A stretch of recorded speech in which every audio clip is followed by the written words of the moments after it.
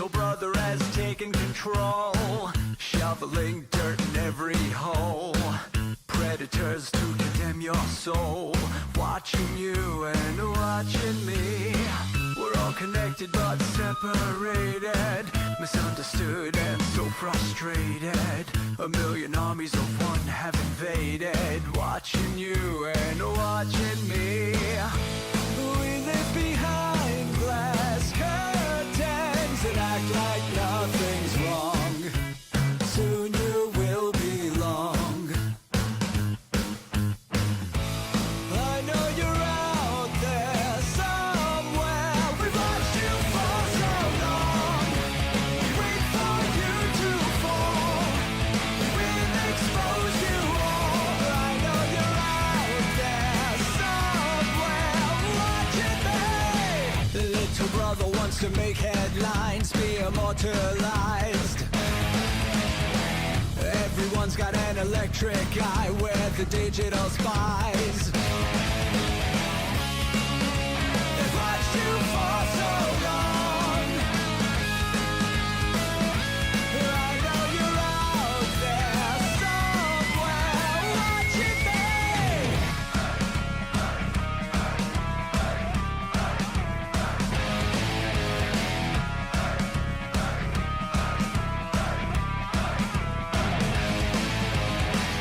We the people have taken over. We the people are little brother, standing by to dethrone each other, watching you and watching me. Paranoid, the lens is our weapon, desensitized in our lust for attention, democratized by our voyeur obsessions, watching you and watching me. Slaves to perfection, don't let them project you as you are. Feel your every flaw. I know you're out there somewhere. We've watched you for so long. We wait for you to fall. We'll expose you all. I know you're out there somewhere watching me. Little brother wants to make headlines, be immortalized. Everyone's got an electric eye where the digital spies. They've watched you for so long. I know you're out there somewhere watching me.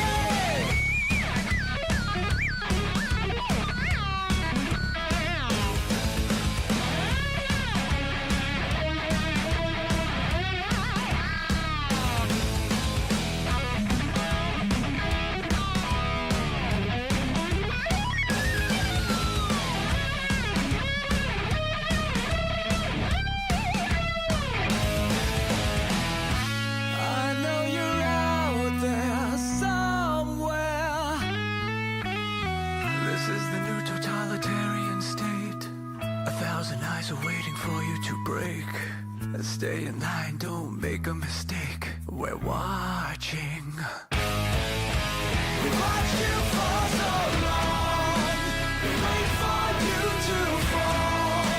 We will expose you all. I know you're out there somewhere watching me.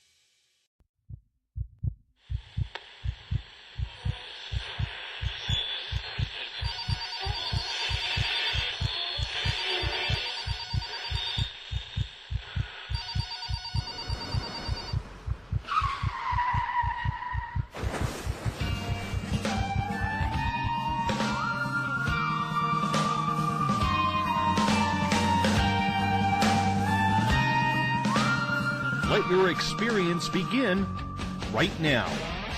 From high atop the mountains of British Columbia to you listening around the world, this is Spaced Out Radio.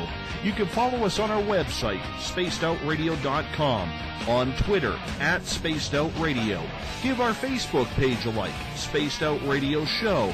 You can follow us on Instagram, Dave Scott, SOR, or on our YouTube channel, Spaced Out Radio Show.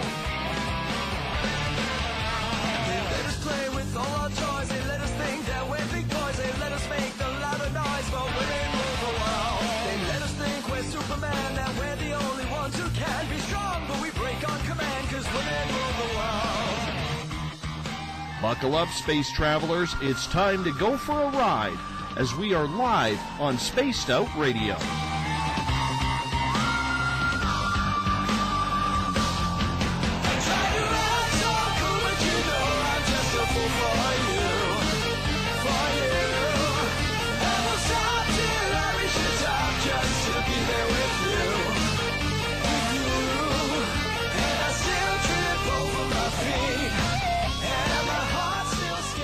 Ignition sequence start. 6, 5, 4, 3, 2, 1.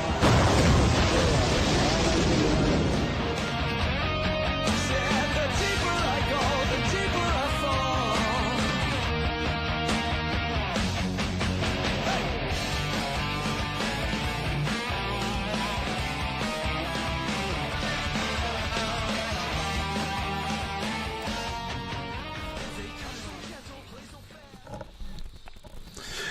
Good evening and welcome to Spaced Out Radio tonight. I am your host, Dave Scott, and thank you for listening in on spacedoutradio.com, on Spreaker, and on Revolution Radio, as once again we come in from the frozen Canadian tundra, battle our way into Uncle Jimbo's cabin to broadcast live in the Great White North on this Tuesday night, early Wednesday morning if you're on the East Coast. Here at Spaced Out Radio, we do this thing 3 hours a night, 7 days a week. We want to be your official one-stop shop when it comes to the supernatural, paranormal, conspiratorial, ufological, and so much more. If you're on the Spaced Out Radio side and you like our music, do us a favor. Check out the guitar god himself, Ron Bumblefoot THAL, formerly of Guns N' Roses.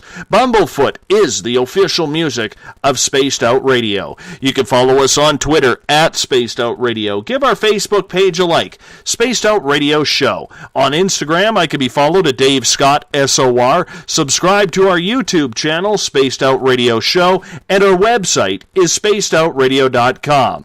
At this time, we say hello to everyone listening in on the Revolution Radio chat room, on the High Plains Talk Radio Network, in the Spaced Out Radio chat room on Spreaker, along with our fans on Facebook at Euphoria Chronicles, Chronicles of the Unknown, Forest Moon Paranormal, and our flagship chat room, the SOR Space Travelers. Signed up for the SOR Space Travelers yet? No? Well, it's time, because this Friday we are doing our second draw for Spaced Out Radio SOR Space Travelers Prize. We do it the final Friday of every month.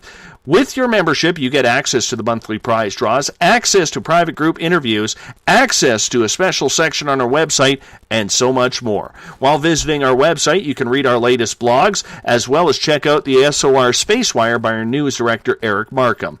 Tonight's show is brought to you by Rivulet Reiki and Readings, providing healings in person or to distance.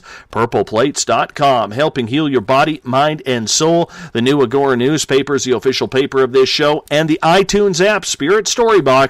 It's the official ghost hunting app of SOR. Remember, if you are a listener listening on Revolution Radio tonight and any night, Revolution Radio is a donation station financed by you, the valued listener. Do us a favor and donate today. Almost everyone has a superstition. It could be anything.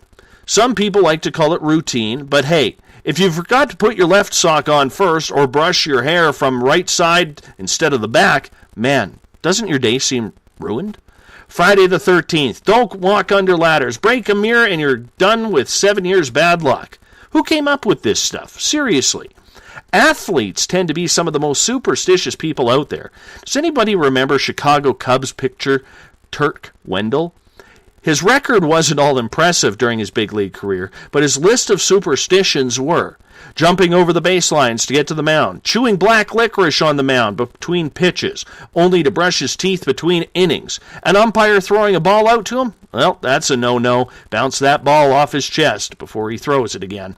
Richard Webster is literally the world's leader on superstitions. His book, The Encyclopedia of Superstition, is considered the Bible of this topic, and we're going to delve into the superstitious topic tonight. His website is psychic.co.nz, and we welcome Richard into Spaced Out Radio now, all the way from Auckland, New Zealand. Richard, welcome to Spaced Out Radio. Thank you very much, Dave. It's great to be on. I'm glad to have you because this is the first time we've had someone on the show from New Zealand, and it's one of those things where I think it's very exciting what the internet can do. Thank you, Skype, for bringing us all together, because it just makes life really kind of cool. It does. I'm very fortunate because living in New Zealand, I used to feel a little bit isolated, but I don't anymore. I appear on radio stations all over the world using Skype. It's wonderful. I think it's fantastic as well, because it's just such an amazing avenue how we can connect everybody together, and hey, it's free. So I'm all about that as well. It's the Ukrainian side in me. Absolutely. It's the Ukrainian side in me. So, Richard, what got you into superstitions? What got you checking this out and writing this incredible book, The Encyclopedia of Superstition? Yes. It started when I was 21. I was living in Cornwall, England, and my landlady was the most superstitious person I've ever met, and after being incredulous about some of the things that were superstitious for her, I started writing them down, so that I'd remember them. And after that, I just keep meeting more and more superstitious people all around the world. Actually, my book only covers Western superstitions. I could have written a book just as large on Eastern superstitions as well. But my landlady used to have some rather strange ones. There was one where she had a big sofa in her living room, and it was the obvious place to go and sit. But no one was allowed to sit in the sofa except for the local what did you call them? The local vicar or minister. He could sit in the sofa, but no one else could. She also believed that if she visited someone else's home and didn't sit down, she'd never be invited there again. And I thought that was quite interesting. And probably one of the strangest ones was that she always put a slice of toast in the fork of the biggest tree in the biggest section of her apple tree, and that would ensure that she got a good crop of apples. So she had all sorts of superstitions along this sort of nature, and I was just fascinated with them because I'd never met anyone quite like this ever before. Did you believe in superstition before this scenario with your landlady? Probably a little bit. I would never walk under a ladder, for instance. A few things like that. I wasn't terribly superstitious. When I was at school, a friend of mine always used to have lucky underwear that he wore whenever he was competing in a race, and I used to think that was a little bit silly. But later on, of course, I discovered that all sorts of famous athletes do the same thing. No, I wasn't terribly superstitious. There's a saying that my father used to say, and he used to say it's bad luck to be superstitious. And I sort of... No, I wasn't really into superstitions until this time. And I guess it changed my life because I've got dozens and dozens of notebooks of different superstitions that I've collected over the years. And some of them seem logical, but other ones seem quite absurd. When you look at them, how many make you laugh and just shake your head and say, are you serious about this one? Could you give us a few examples of the absolutely absurd ones that you've heard?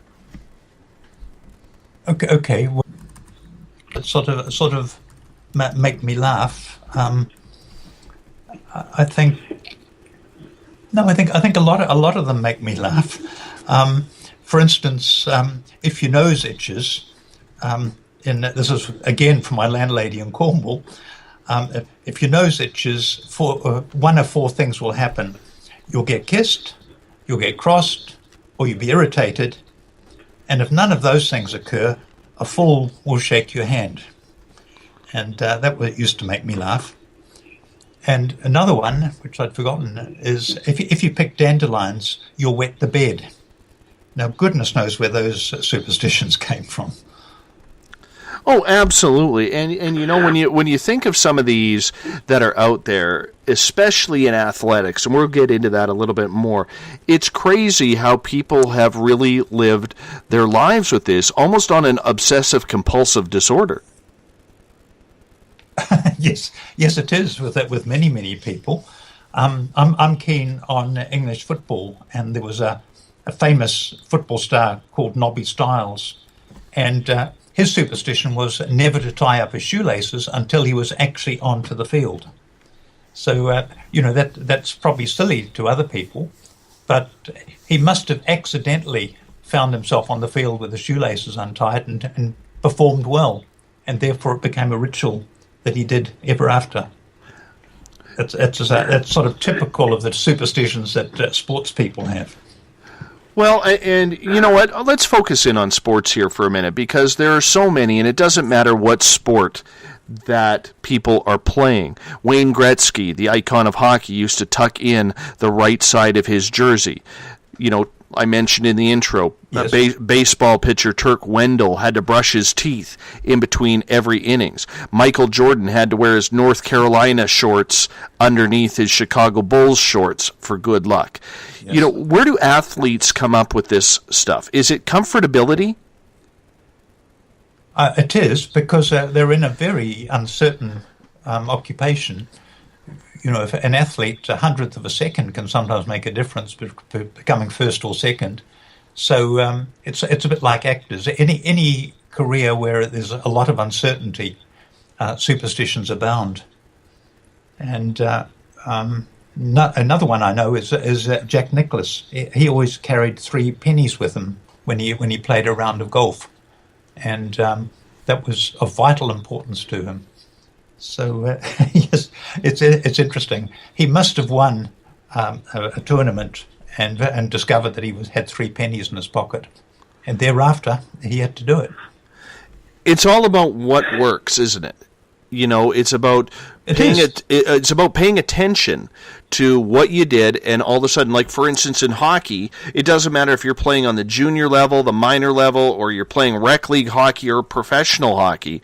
Come playoff time, you grow a beard. That's just the way it is. You grow a beard. Yes. And that was started by the New York Islanders, you know, back in the early 1980s, late 1970s, when they were on their dynasty of winning 4 Stanley Cups in a row.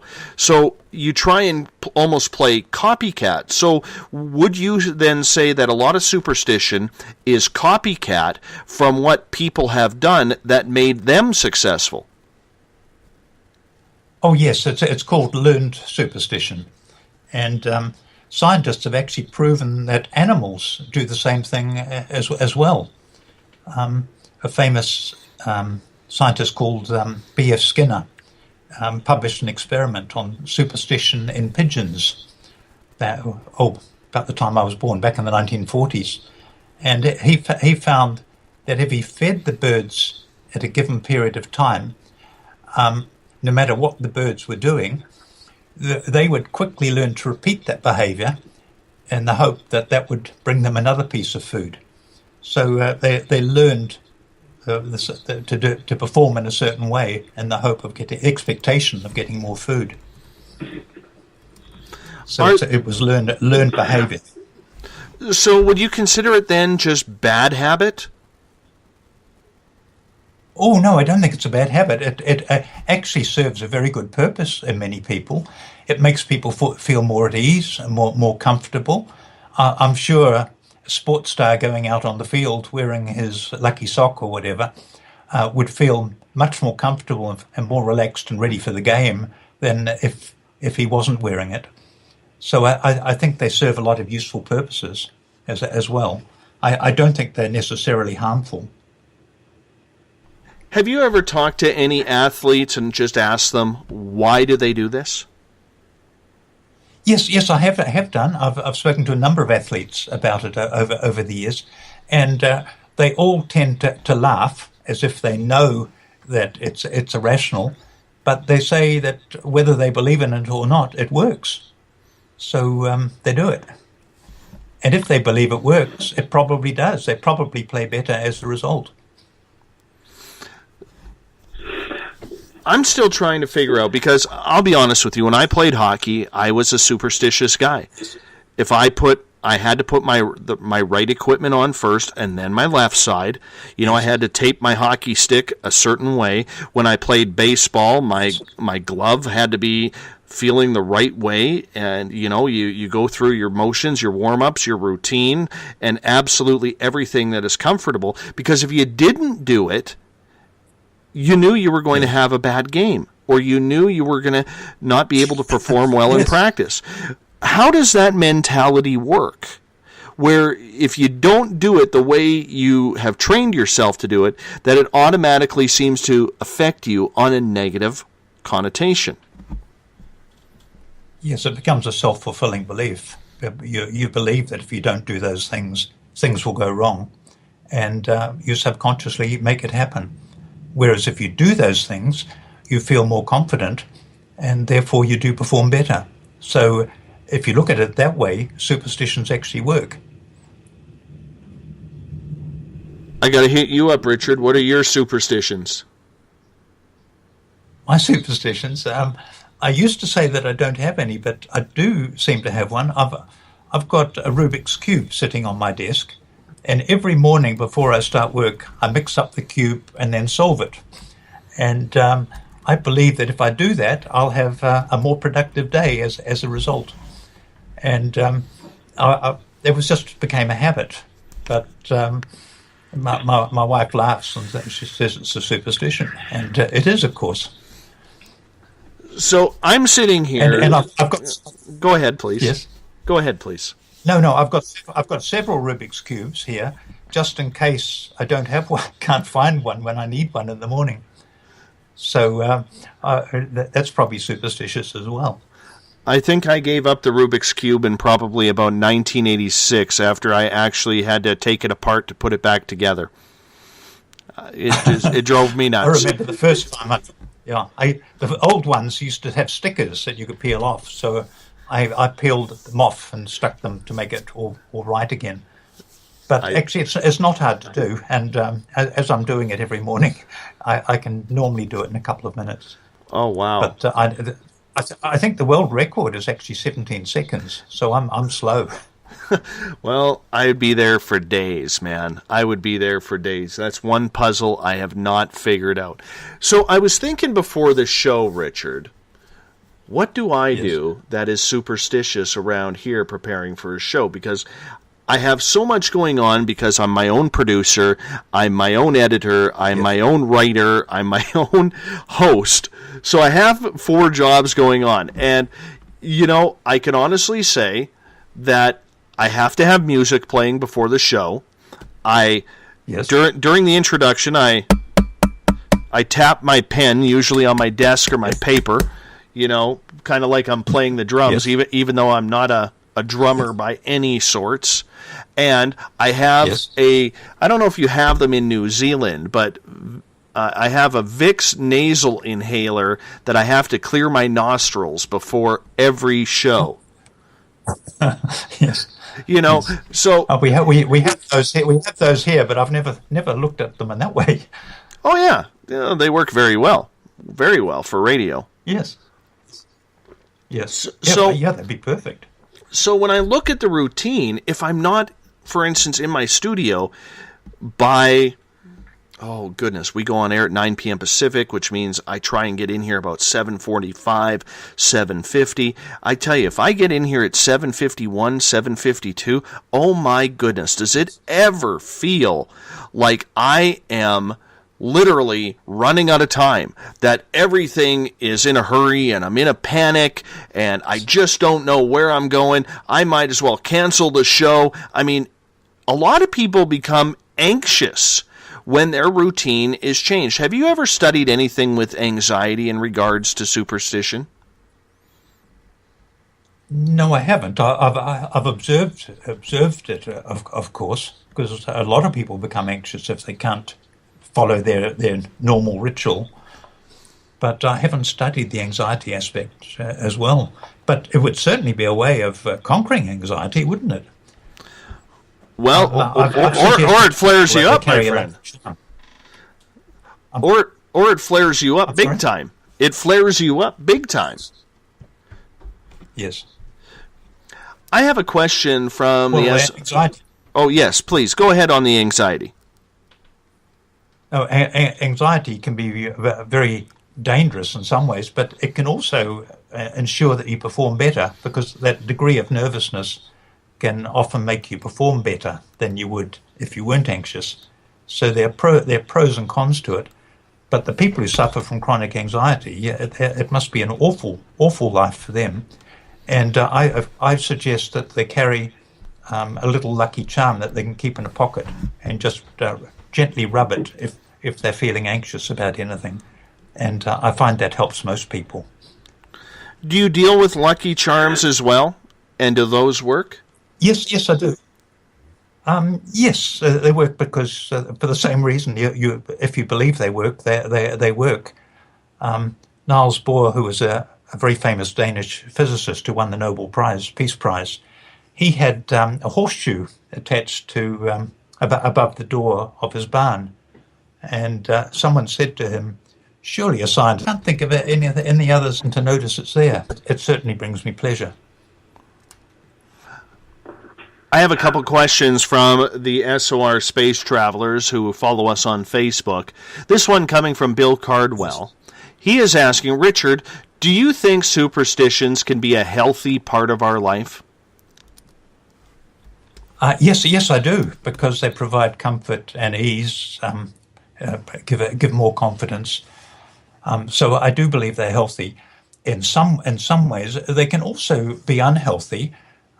For instance, it's not so common now, but some religions think the practices of other religions are superstitious, and that can ultimately lead to big problems. So I think there are pros and cons, most definitely, but I think on an individual basis, superstitions can be helpful and are a good thing. And we'll get to another question here from Gail in the SOR Space Travelers. Richard, do you believe certain superstitions, which are harbingers of bad things, are valid? Ooh, that's an interesting question. So I'm not sure if it brings me good luck or not. But well, the question was, bring back harbingers of bad things. Are they valid? Oh, I think they're valid, but they certainly can bring back harbingers of bad things, most definitely, as the example of the evil eye shows. Are they just as powerful? If you have superstitions which lead to doom? I think they are just as powerful. They might even be more powerful, actually, because of the fear that's generated by them. Superstitions were evolved originally as ways of handling life in a very dangerous world thousands and thousands of years ago, and that they were designed intention to ward off bad luck and to attract good luck in many ways. So if you did a certain superstition, good things would happen, and if you did another type of superstition, bad things would happen. So you would avoid the bad ones, but there was no way of effectively handling a bad superstition that someone sending to you, such as the evil eye. So remedies were devised for that. The figure, which is when the hand is held in the fist and the thumb is pushed through the first and second fingers and aimed at the person who's sending you the evil eye, is a remedy for it. So that there are lots of remedies for the bad ones. That probably is a superstition in itself. You brought up the fact of religion. A lot of religious people say stay away from superstition. It's evil, it's dark, it's putting your faith in something else other than God. What is your take on that? My take on religion, or on religion, these on religion, believing that superstitions are nothing but evil, conjuring type thoughts. No, I don't believe that. But it does concern me that a lot of religious people think that other people who have other religions are following superstition. Because a lot of religious people, Richard, believe that if you put your faith in superstition rather than God himself, that you are basically bringing evil upon you, and you shouldn't test the wrath of God. Yes, I think it's going a little bit too far. I think if you believe you'll perform better in the game if you wear a lucky sock, I don't think any church should have any effect on that at all, or have anything to say on it even. But I know they do. I have had problems with churches at different times, but I have my own beliefs, and different churches have their own beliefs too. And I think we should basically just try and get on together, rather than going against them. Yes, it's a difficult one, that. Yes, very much indeed. Yeah. What about Lucky Charms then?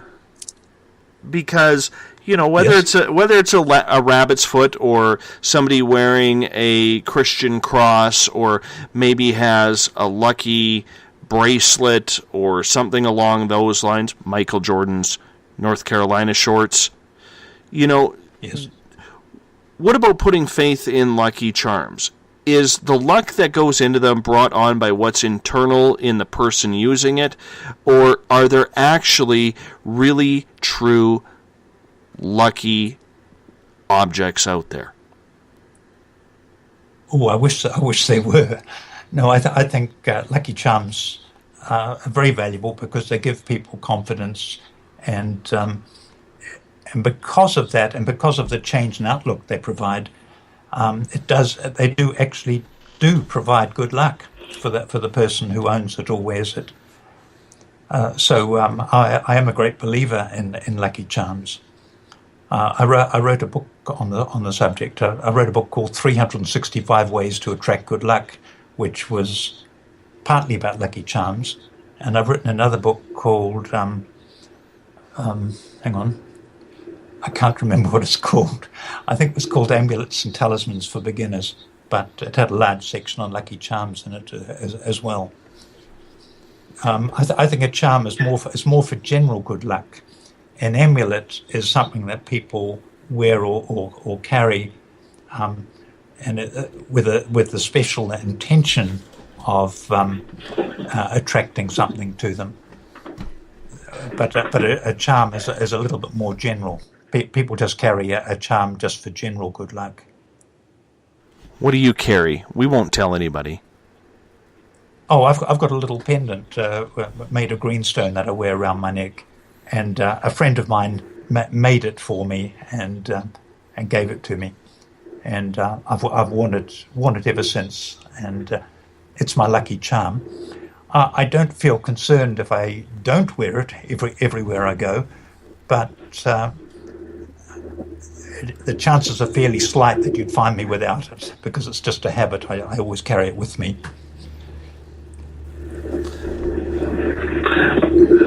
When you have Lucky Charms or people who put that type of energy into them, are there any strange ones that you have heard over the years, Richard, that you really look at a person maybe a little cross-eyed and say, you're serious about this?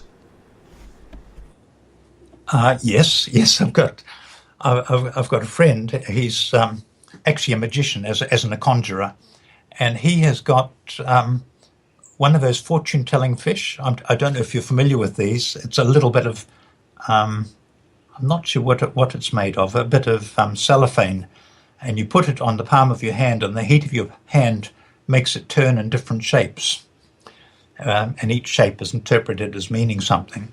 He carries one of those with him as a good luck charm, and I found it rather humorous, because the fact is he hands these things out at children's birthday parties, but he carries one with him all the time as his own personal lucky charm. It has the advantage that it takes up no space whatsoever. He's able to just keep it in his wallet. So I guess that's a plus. The Chinese believe that carrying the number 8 in their wallet brings a sense of luck and a sense of coming riches. When you look at all the different when you look at all the different all the different cultures, does numerology play a big part in the superstitious side? Yes, it can do. There are always numbers that are lucky and unlucky.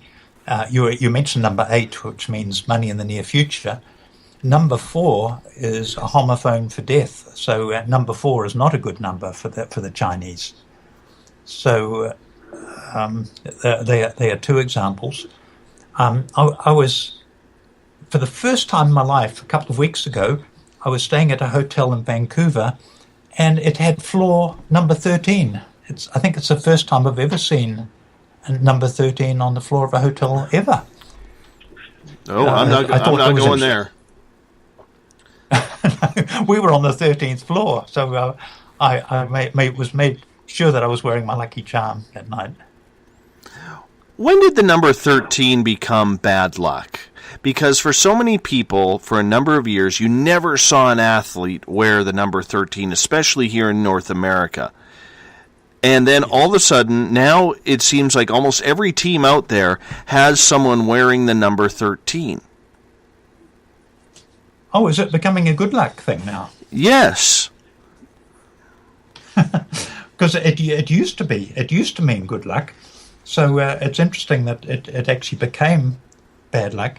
The reason why it became bad luck was that we all have 10 fingers and 2 feet, and that adds up to 12. So that the number after that was feared. It's known as triskaidekaphobia, the fear of the number 13. So it's been a fear for a long time, and I think it's still practiced a lot today. I'm told that in France, if you have 13 people at a dinner party, you invite a 14th person to come, just to make sure that it's not 13. And if you have 14 people and one person can't come, you can actually rent someone who will come and sit in at the dinner party, just to make sure that number 13 isn't there. It used to be believed that if 13 people sat down together for dinner, one of them would die within the next 12 months. So it was considered a very, very bad omen. Oh, I can't stand the number 13, man. Cannot stand the number 13. It is, I won't, like, when I got my cell phone numbers or something along those lines, I always made sure that there was no 13, that even the digits adding up to 13. Can't handle it. Cannot handle the number 13. Just don't know why. What about Friday the 13th? Oh, I'm not a fan of it. Not a fan. I know nothing. I know nothing's going to happen. Going to happen. But you get yourself worked up for it. Like, geez, like, come on, really? Do we have to do this? Do I need to open up my door and there's Jason standing there? I would never go to the ocean on Friday the 13th because I know Jaws would probably get me there. But yes. There are certain things I will not do. I don't take chances. That's for sure. No. I just because there is always that little what if in your back of your head, Mr. Webster. That what if this is true? And that what if can be very fearful. Yes. And no one likes feeling fearful, so you do whatever is necessary to prevent that. Winston Churchill was very superstitious, and he had a big fear of the number 13, and also particularly Friday the 13th.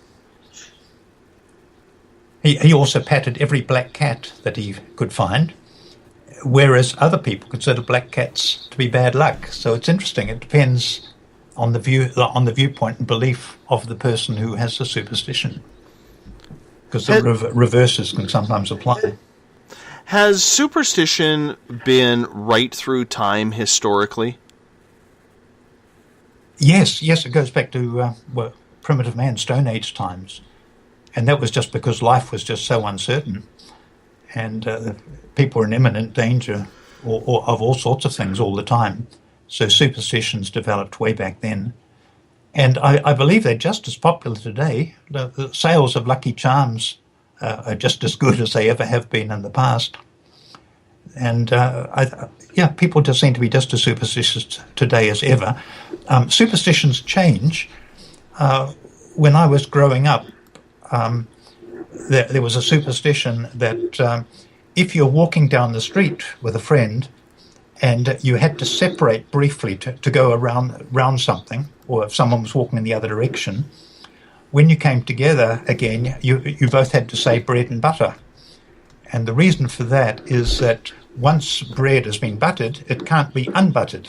So by saying bread and butter, you averted the bad luck that had been caused by the division between the two of you. Now, I don't think many people practice that nowadays, but it was quite common up until probably the 1940s or 1950s. I have a question. So they do. Oh, yes? Please go ahead. I got to get used to this delay that is between you and I. I forgot there's a whole Pacific Ocean between us. Yes. I hope it doesn't affect the broadcast for people, does it? Is no. It magnified? No, it's only about a half second delay. But that's okay. I see. Okay. That's me who's butchering it, not you. It's me. I have a question from Zippy in the Revolution Radio chat room. And they are asking, what do you think about mojo bags or a Medicaine bag? Or some people carry around crow's feet after they killed the crow. Yes. I've seen a lot of people wear mojo bags. I haven't seen anyone with crow's feet, but that sounds like something from New Orleans or somewhere like that. But mojo bags contain a variety of things that I think they probably come under the collection, come under more as a good luck charm rather than as a superstition. Yes, I think they provide help and comfort to the people who have them. So it's not something I've really looked at too much. What would someone want a crow's foot for? I'm not sure why someone would want a crow's foot. Normally, if you've got an animal part, it's to get some of the characteristics of the animal. So I'm not quite sure why you'd actually want a crow's foot. Mind you, on the other hand, I can't see why someone would want a rabbit's foot either. But that's a popular good luck charm. Not very good luck for the rabbit, but maybe for the person who holds it. I have a couple more questions here from our audience in the Spaced Out Radio chat room on Spreaker. Spear is asking, are there superstitions that you can go into deeply that seem to be somewhat worldwide, that people of every culture really follow? Yes, there are superstitions about walking under a ladder and things like that seem to be pretty universal, but a lot of superstitions in the East are not the same as the superstitions in the West. So I don't know if most superstitions are universal or not. That would be an interesting subject for research, actually. No, superstitions often seem to be local as well. I spent a bit of time in Hull in Yorkshire in England, and the fishermen there had a variety of superstitions that were just local to them. They didn't seem to be anywhere else that I've been in the world. So there are a lot of local superstitions, but there are some universal superstitions, but probably not as many as one would think. I think wearing an item to bring you good luck or to help in sports is pretty universal. For instance, no, I think if an animal, a fly or something falls into a drink that you are drinking from, in some parts of the East, that's actually considered good luck, but in other parts of the world, it's considered bad luck. So it's an example of a superstition that's worldwide, but it means different things in different parts of the world. Is that it's a very interesting question, and I can't think of too many that actually are universal. Trip in the Spaced Out Radio chat room is asking, does ringing in the ears mean someone is thinking of you or coming by? Yes, I have heard that. It's probably more likely to be tinnitus, I would think. But my mother-in-law suffered from ringing in the ears, and she always considered that when she experienced it, she'd have a visitor fairly shortly, and invariably she did. But she lived in a small community where everyone knew everyone, and everyone spent their lives visiting everyone else. So who was to know whether the ringing in the ears was encouraging visitors or not? But that is a belief in certain places, that the ringing in the ears does mean a visitor. As silly as it sounds, I once had a psychic friend of mine tell me that a lot of times when you have ringing in the ears that just comes out of nowhere, it could be a spirit trying to get your attention. And she told me, actually, what you can do is if that ringing starts and it gets annoying, you could ask the spirit to turn it down. I have done that numerous times where I have literally said, can you please turn the ringing down, please? And the ringing almost, if not, disappears. Have you heard of that? Yes, I have heard of that. And there's another method of reducing it as well. And that is to call out the names of all the people you know. You've got to sit down and think of all the people you know and recite their first names. And that's supposed to reduce it. Because it means there's a belief that someone you know has put a spell on you, consciously or unconsciously, and if you mention their name, that spell will be lifted. Oh, I might have to try that one out then. I might. You never know who old Davy's here pissed off. Yeah. There's an easier remedy, and that is to untie your shoelaces and then tie them again. It's supposed to be effective for tinnitus. That's very interesting. I never knew that. Mm-hmm. I guess everything gets to tie to the ears because of the equilibrium and the sense that they are. Yes, that would be right. Yeah. I have another question here from Stone in the Spaced Out Radio chat room on Spreaker. She is saying, rice in the corners of all rooms when moving into a new home to absorb negative entities. Do you believe in this one? I'm not sure if I believe in it, but it is often done for that purpose.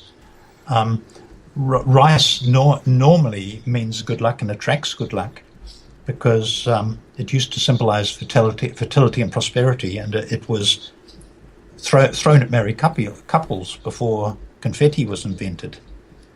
And I know where that one comes from. Rice was believed to feed evil spirits. So, that was another reason why it was thrown at weddings, to make sure that any evil spirits did not affect the bride and groom, but also in homes and ballrooms and different places where people met, right in the corners of the room,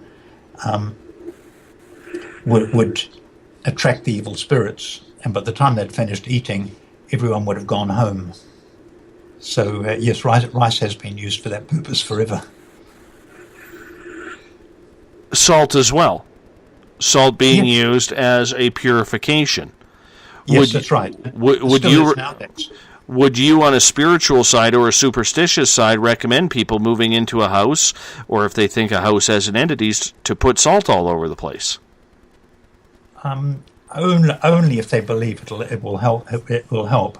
I don't do that myself when we move house, but if you feel that there's any negative energy, you definitely should. Salt is a preservative, and way back in Roman times, soldiers were often paid partly in salt, and that's where the word salary comes from. And it's also salt of the earth, or he has earned his salt, things like that. And the devil is supposed to absolutely detest salt because it's incorruptible and it's a preservative. So it's a natural enemy of anyone or anything that seeks to destroy. And so consequently, if a superstitious person spills salt, he or she must immediately toss a pinch of salt over his left shoulder. And that's because the devil is likely to attack from behind and will also attack from the left side, which used to be considered the sinister side. And the presence of salt will scare the devil off. I know all of that because being left-handed and my father being left-handed, my grandmother used to tell stories about here when my dad was in elementary school. His teacher would take a ruler to his hand every time he tried to write with the devil's hand, as it was called back then. Yes. It's terrible, isn't it? It is. It is. So my grandmother, being a hefty farm lady, Yes. she actually went into the teacher's room one day and said, "That's the way God made him. If you slap him with that ruler one more time, I will slap you with the ruler." And from then on, my dad was allowed to write with his left hand. Well, thank goodness for that. It's good. A lot of left-handed people didn't have happy outcomes like that going back. Probably not that long ago either. 50 years ago, I think children were not allowed to write with their left hand, so it tried to encourage them to become right-handed. And it never works. Your grandmother was right. It's the way that God made them. And of course, there's no difference between the left and right hands as far as one being good and one being evil. They're both just as useful as the other. We got about 5 minutes here before we're going to take our first break of the night. I'm curious to know, Richard, what superstitions have you heard out there that you believe have no bearing of truth whatsoever in them? Well, the one I mentioned earlier of the fan going overnight, that it would cause you to die, that would be one. Yes, it's hard to think. There are a lot of them that I think have got no justification whatsoever. For instance, you can't use land that has been formerly used as a graveyard, for instance, because everything inside a graveyard is sacred, and it's bad luck to interfere with that. I don't think there's any apart from people's religious beliefs, I can't see anything in that. There are lots of I know a very, very good one, because my grandson did it not long ago, and it still apparently is a superstition that if you have an exam the next day, if you sleep with all your school books under your pillow, you'll pass the exam. And I wish it was true, but I don't think it is. And my grandson fortunately did a little bit of study as well as putting his books under his pillow. Man, if I would have known that about 25 years ago. High school may have been a little bit easier, and old Davey wouldn't be delving on a microphone, rather be in a doctor's office or a pilot's cockpit or something along those lines. Yes. You know. I think the right thing's happened. I think you're doing the right thing. Well, sometimes destiny comes out to play. It's just a matter, it's just a matter of whether or not someone wants to listen in or not, because that's what it all comes down to. Do they want to listen? Do they not? Sometimes you know, sometimes you don't. So every night, that's what I love about this show. It's always a new adventure. How does have you ever studied, Richard, how superstitions can affect one person's psyche? No, I haven't studied that, but they must, of course. If someone is superstitious, there's a reason for it, and it must affect their psyche. Yes, no, it's something I haven't studied at all, but that's a very interesting thing to think about. That would almost be a full book right there. I mean, athletes, you could write. Athletes, yeah. I mean, athletes, you could literally, write probably 5 or 6 books alone on just what athletes are doing out there. Oh, you could, yes, very, very easily. Yes, because there seems to be no limit to the types of things they do. Is there a real difference, and maybe, I don't know how long this answer will go, it might carry us right through to the break, and into the next hour here, as we have you for the full show tonight. Do you think there is a real split or divide, whether you're in regards to superstition, whether you're in the northern hemisphere, southern hemisphere, whether you are in an affluent, say, Western civilization compared to, say, a third world like Africa or the Middle East right now? Is there a real divide in superstition? Yes, but I don't think it's done geographically. I think it's done by the type of life people are leading. If you're living in Syria or somewhere like that at the moment, I think it'd be strange not to have a lucky charm or something like that, because life is just so incredibly dangerous, not just for you, but for your loved ones as well. Whereas in most parts of the West, you don't need to do those things because life is fairly safe and secure. I know in Thailand, which I've visited many times, some people leave the home and they're so draped in different lucky charms and talismans that they can hardly walk. And to me, that's going a little bit too far. But in Thailand, that is considered, a sensible way of behaviour and acting, and it works for the people who do it. So it varies in different parts of the world, and I don't think you could say northern hemisphere, southern hemisphere, or anything like that. What would be the most superstitious or luckiest country in the world, in your in your opinion? The most superstitious country in the world. I would think. Actually, it's hard to answer that because I've seen superstitions everywhere I've gone. I would think maybe Thailand, perhaps, but I've met just as many superstitious people in the United States as I have in Thailand. No, I can't think of a single country that would dominate in that field. And on that note, we're going to hop out for our first break of the night. You're listening to Spaced Out Radio. I am your host, Dave Scott. We'll be back right after this with Richard Webster and Superstition. Looking for news beyond the mainstream news? Head to spacedoutradio.com and check out the SOR Spacewire. This is Spaced Out Radio's Eric Markham, News Director for the SOR Spacewire. Daily, I will bring you intriguing stories and outlandish reports from what's going on around the world. UFO sightings, paranormal activity, conspiracies, alternative health, and so much more. And if you have news, email me at news@spacedoutradio.com. Hi there, I'm Butch Witkowski, lead investigator with U4Cop. On the final Monday of every month, you can listen to me and host Dave Scott on Spaced Out Radio's Strange Days. We're going to get to the heart of the matter when it comes to what's happening out there.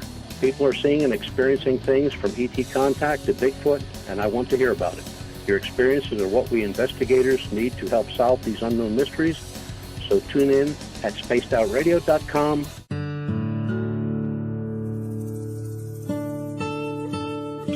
Greetings and salutations, space travelers, from the Chronicles of the Unknown team. What is Chronicles of the Unknown? I keep hearing about this thing. It's a new paranormal reality TV show based right here in beautiful British Columbia, Canada. Follow our team as we uncover claims of activity on the Caribou Gold Rush Trail. You can also follow us here every third Monday, where two members of our team will be available to answer your questions. Have you ever wondered about those weird and strange creatures people have reported throughout history? Do you wonder if those stories are real? Me too, and that's why I started Cryptopia.us. Hey, this is Rob Morphy, crypto historian. Join me once a month on Spaced Out Radio with Dave Scott, where we will get into the odd and bizarre reports, from the Dover demon to hairy hominids and everything in between. I will break down what people like you and me are seeing at spacedoutradio.com. Visit purpleplates.com today. For over 40 years, the Purple Energy Plates have been delivering amazing results for their many customers. Inspired by the great genius Nikola Tesla, the harmony, healing, and energetic effects of the plates have proven over and over to be beneficial and often miraculous to thousands of customers. With their money-back guarantee and the many benefits, how can you afford not to get one? Check their site for daily specials and choose from their many energy products. You won't be sorry. Visit them today at purpleplates.com for mind, body, and spirit, and expect a miracle. Strange creatures lurking in the night, the sounds of wood knocking in the forest, odd happenings right out of a fictional world. These are the reports I love. Hi there, this is author Ronald Murphy, and I would love it if you join me and Spaced Out Radio host Dave Scott the second Wednesday of every month on our journey into the unknown land of cryptozoology at spacedoutradio.com. From Mothman to Frogman and everything in between. Hey, they don't call me the crypto guru for nothing. Are you interested in advertising on Spaced Out Radio? Head to our website at spacedoutradio.com and click on our advertising tab. There, you will find an assortment of ways you can get your product out there with us, from radio commercials to banners and social media. Have a product you like our hosts to endorse? We can do that too. Visit spacedoutradio.com for more details. From British Columbia to Northern California, Pacific North Weird has Cascadia covered. Check out our feature videos at spacedoutradio.com, where I, Vincent Zunza, and my super sleuth partner Alexandra Sullivan track down the weird and strange stories from around the Pacific Northwest, from Bigfoot to Mel's Hole and everything in between. This is what makes life exciting. So why report the normal when we can report the Pacific North Weird right here at spacedoutradio.com. Oh, there's only one way to rock. Loud and proud. In high definition. Radio 702 rocks. Las Vegas. Have you ever had an extraterrestrial experience? One you just couldn't explain? Well, maybe I can help. Hello, I am Samantha Mullet. On the second Tuesday of each month, I will join Dave Scott on Spaced Out Radio to bring a human aspect to ET contact. It's something I've lived with my entire life, and I'd love to help you understand. Let's share our experiences. The ET Experience, the second Tuesday of each month, only on Spaced Out Radio. Hi there, this is Jolene with Rivulet Reiki and Readings, and I want you to relax. Let me help you chill out and get in touch with your body, mind, and soul. In this busy world, sometimes we need to let go, and this is where I can help. Visit my website, rivuletrndr.wix.com/rivuletrndr, Every Saturday and Sunday night, as Dave Scott wanders aimlessly in the wilderness, you can come hang out with me, James Tyson, in Spaced Out Weekend. Starting at 9 p.m. Pacific, midnight Eastern, I'll take you along as we talk with some of the best experts in their fields. SpacedOutRadio.com is the place to find us.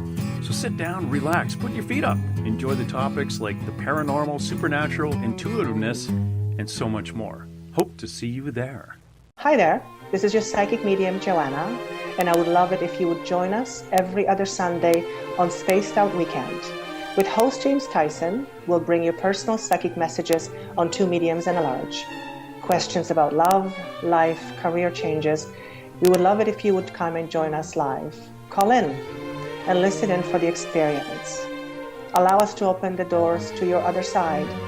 Two mediums and a large, heard only on Spaced Out Weekend at spacedoutradio.com. Would you like to become one of our space travelers? All you have to do is click on the Space Travelers icon at spacedoutradio.com. For only $5 a month, you can get access to some great prizes, as well as private monthly shows, newsletters, and a members-only section on our website. Become a space traveler today.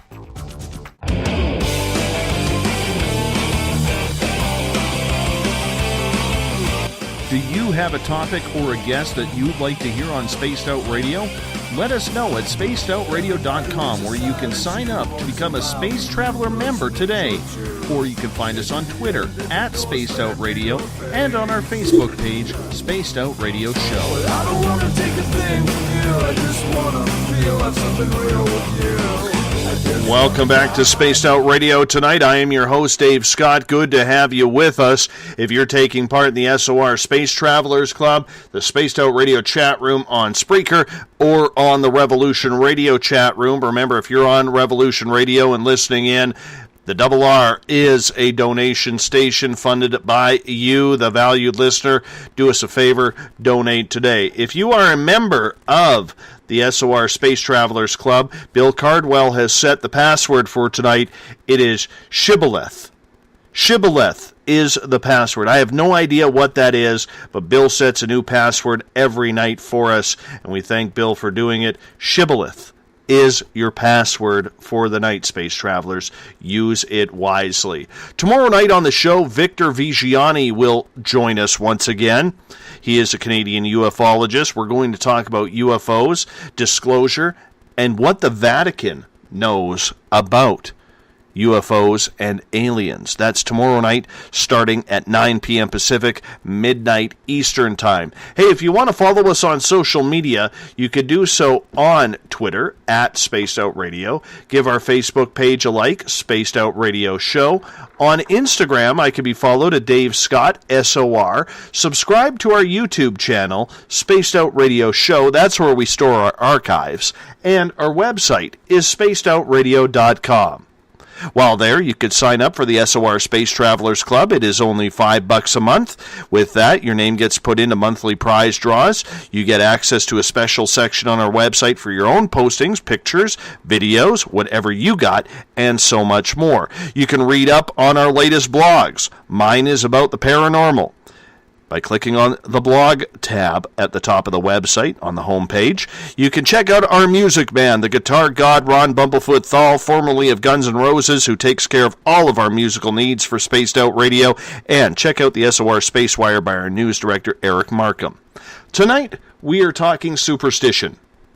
So, if you have a lucky rabbit's foot, maybe a lucky rock, if you're not going outside on Friday the 13th, or you're running the other way if you see a black cat, this is the man you want to talk to about it.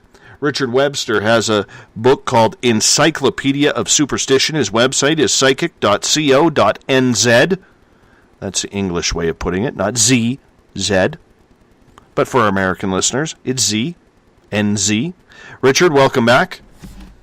Thank you very much, Dave.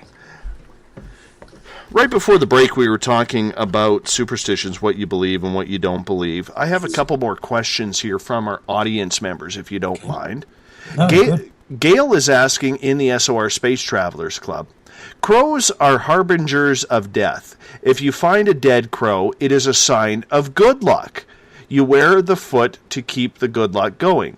I know we talked a little bit about crows before, but would you ever wear a crowfoot? No, I wouldn't wear anything from a crow because it's always been regarded with fear because it's a sign of illness and death. And that dates back to Greek times. If I remember it right, Apollo, who was the god of prophecy, had a white crow, and he fell in love with a young nymph, and the crow told Apollo that she was unfaithful to him, and Apollo killed the nymph and turned the crow black, and the crow still had its abilities, an ability to predict the future, and it became a bearer of bad tidings. So ever since then, the black crow has been a sign of bad luck. So because of that, I don't think I'd want to wear anything that had belonged to a crow. Gail has a follow-up question, and she's asking, Richard, have you found superstitions tend to be cultural and familial? Yes, I have, most definitely. Cultural, yes, they do vary from culture to culture. And familial, definitely, you see families where the grandparents have a superstition and the parents have it, the children have it, and the grandchildren have it, and so on, because it goes down through the family. And I think that's just a matter of upbringing. If you're brought up with a particular superstition, you probably accept it without even questioning it. So it gets perpetuated on and on. So most definitely it's familial and also cultural, because the different types of superstitions that different cultures have.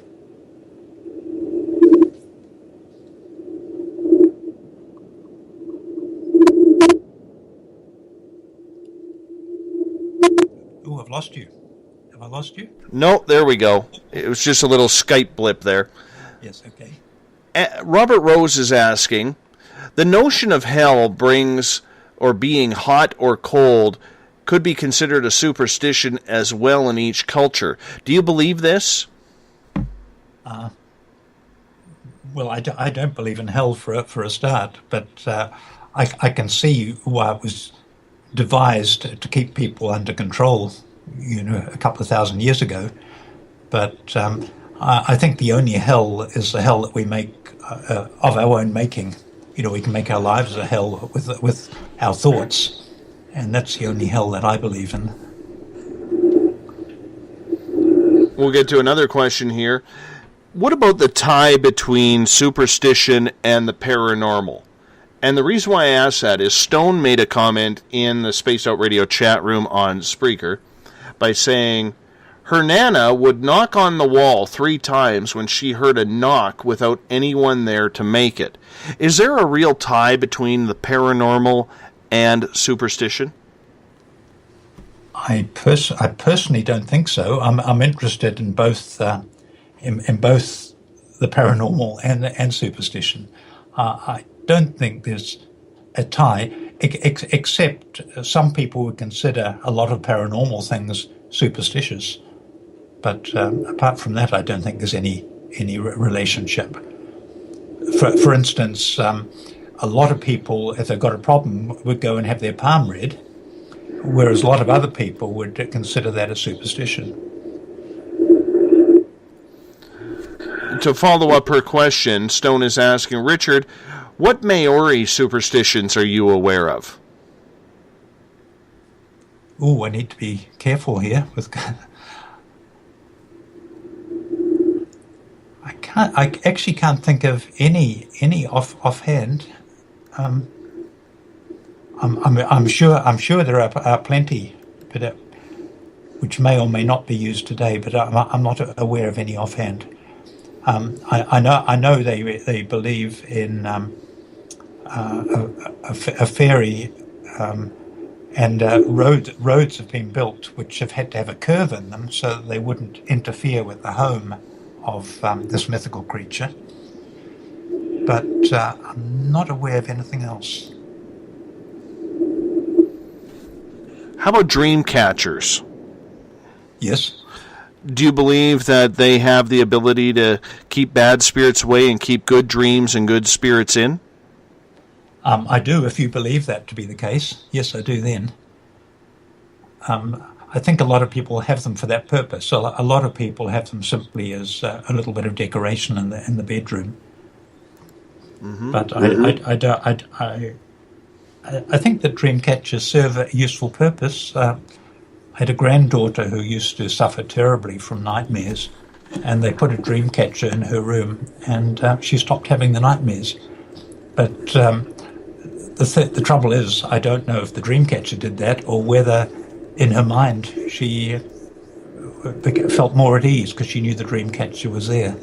It's a bit hard to answer that one.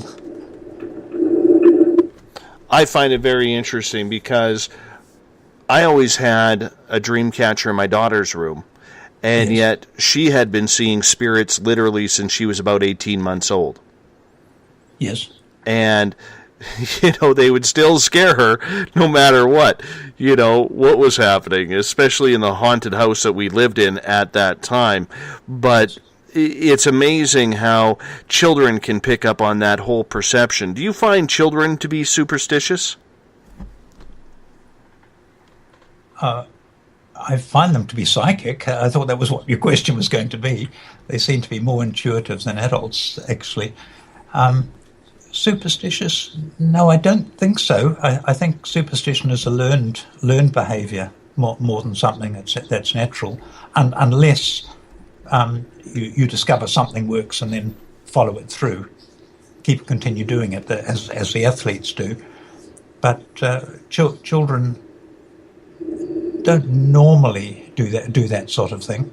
Although, having said that, I remember a friend of mine way back at, I don't know what you call it. Would you call it grade school or primary school? When I was about 9 or 10, he used to have a handkerchief that he used to stick in a pocket before he did any running or anything like that.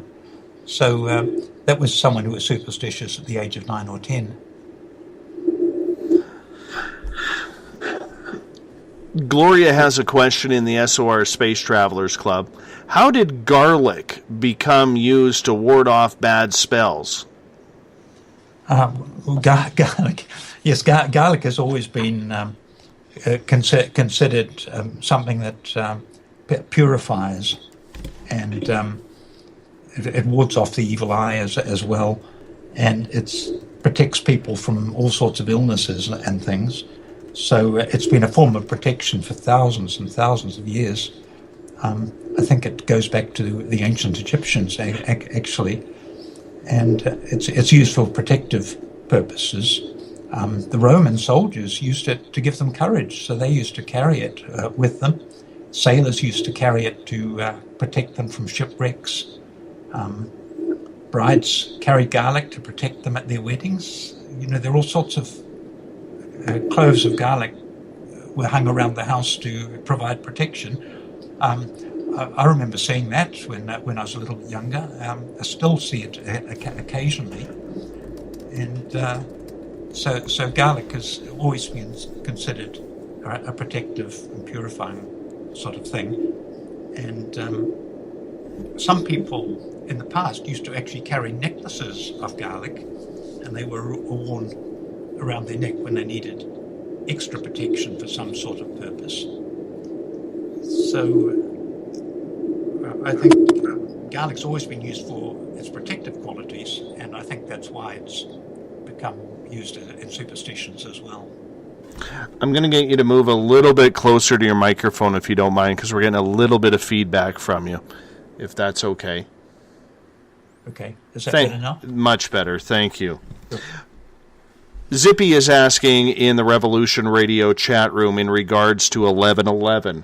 A lot of people see numeric signs all the time, and they attribute everything to go with it. A lot of people see 1111 or 111 or 555 or 1234 on the clock. What do the numbers mean when it comes to superstition? Different numbers are considered superstitious for different purposes. Speaking of 1111 reminded me of something that I've forgotten. When I was living in Cornwall back in the 1960s, I used to occasionally go and see games of cricket, which is a game I don't particularly like, really, but it used to be a social thing. We used to sit around drinking beer and watching the game of cricket.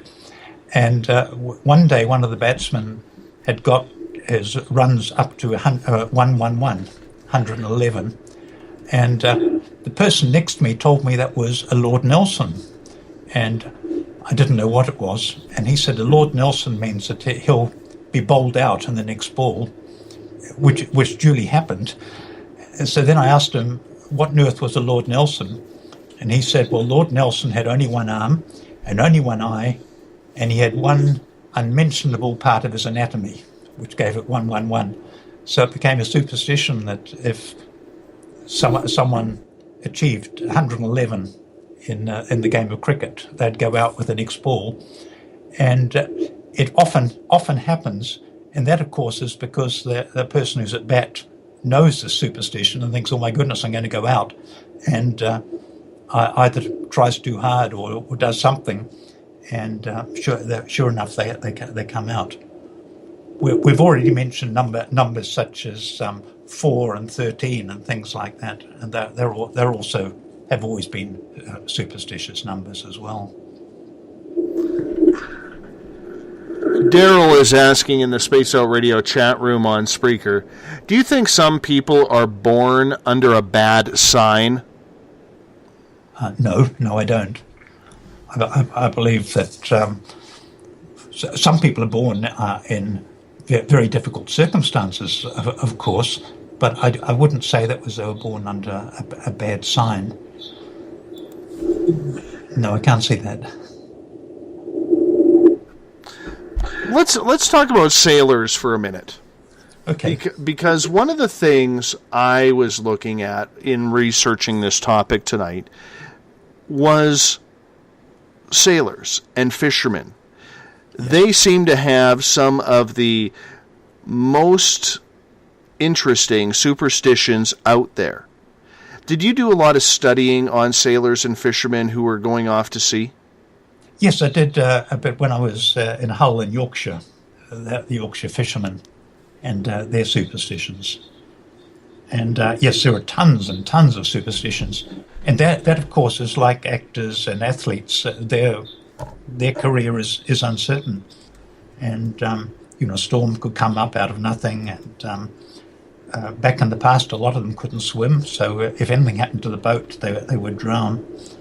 And they used to have all sorts of amulets and lucky charms to protect them from drowning. Gold earrings, actually, they wore those for that particular purpose.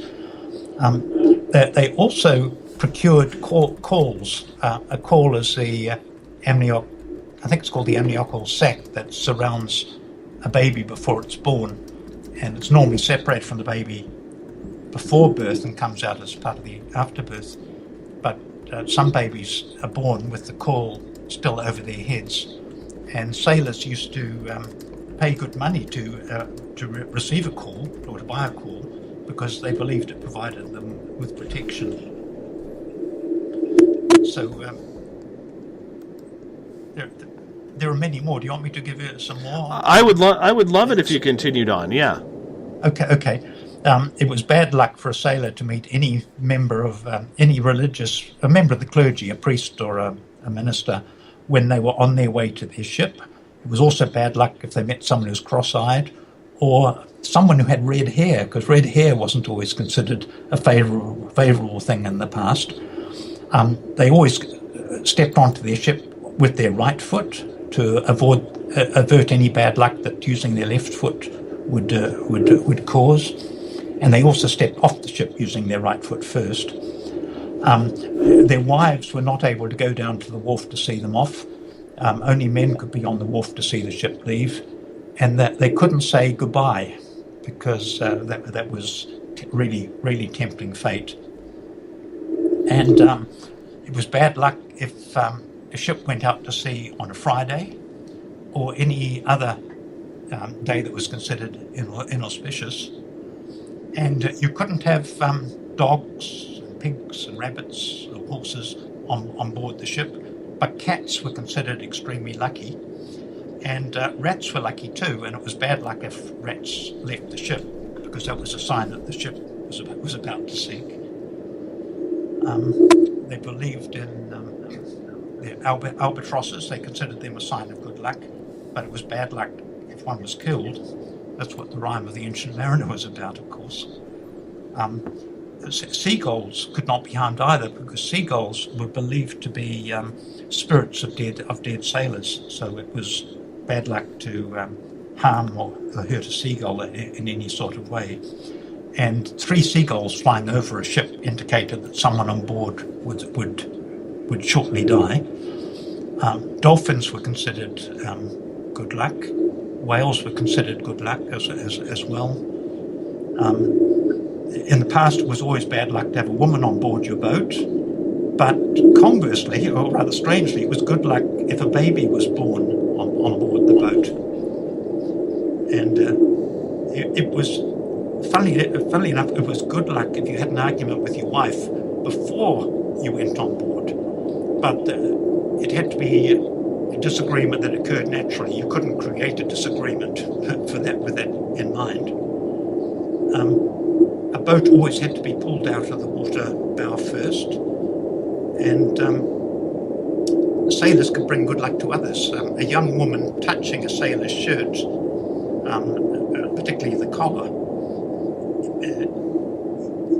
as long as he wasn't aware of what she was doing, would receive good luck. So there are all sorts of superstitions that seem to be special to sailors and fishermen. Yes, I found those fascinating. There's a couple more I like. There's a couple with renaming a boat, okay, or naming a boat. You never rename a boat, as it's considered bad luck to change the name. If you do, you must have a denaming ceremony and an official christening of the boat again. But you should always name the boat after a woman. Yes, that's right. And here's one that I found very interesting as well. When tattooing became popular at sea, a rooster and a pig were often tattooed onto sailors' feet. It was believed these animals would prevent the sailors from drowning by showing them the way to shore. That's a remarkable one, isn't it? Yes. Yeah. And I'm not sure where that one comes from. It's good. And then having an odd number of fishing nets. If a hat went overboard, it was an omen saying the trip would be a long one. Yes. And then eggshells had to be broken into tiny pieces once an egg was cracked open. This was meant to stop witches coming to the ship to sail it in the pieces of the shell. I don't get that one, but I'm not quite sure about that one. Yes. Exactly. Also, fishermen are not supposed to count the fish as they're caught. Ideally, they should wait until they're back on shore again before they count the fish. And it's bad luck to fish every day of the week. It's a sign that you're greedy and you'll suffer because of that. And you shouldn't ask a fisherman if he's had a good catch either, because you're subliminally suggesting that he'd done something wrong and has lost the favor of the gods by asking him that question. It shouldn't be necessary to ask it. Well, in Scotland, the Scottish fishermen would actually throw one of their crew members overboard, then haul him back onto the boat because it was in order to encourage the fish to be caught. I found that one very interesting. I haven't heard that one. I think it's a wonderful one. I wouldn't want to be the particular fisherman. No, me either, especially if you're in shark-infested waters. That's never any good. There's no whistling aboard ships or singing into the wind because it was forbidden, as it would whistle up a storm. Yes, that's right. And probably the most interesting one I read was about bananas. No bananas allowed on board. They were believed to be so unlucky that they would cause the ship to be lost. Whole cargoes of bananas were especially frightening for sailors. And here I thought getting your potassium was a good thing. Yes, that's right. Yeah, that's an interesting one.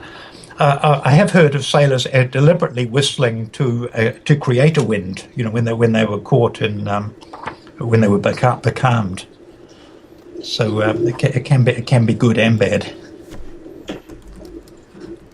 Actually, there is a superstition about bananas too. Apparently, you'll get fat if you eat bananas.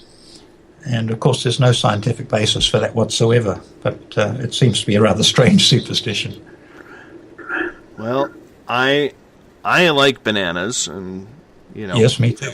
You know, I'm a fan of them. So I don't know if that one's really true or not. No, I don't think it's true at all.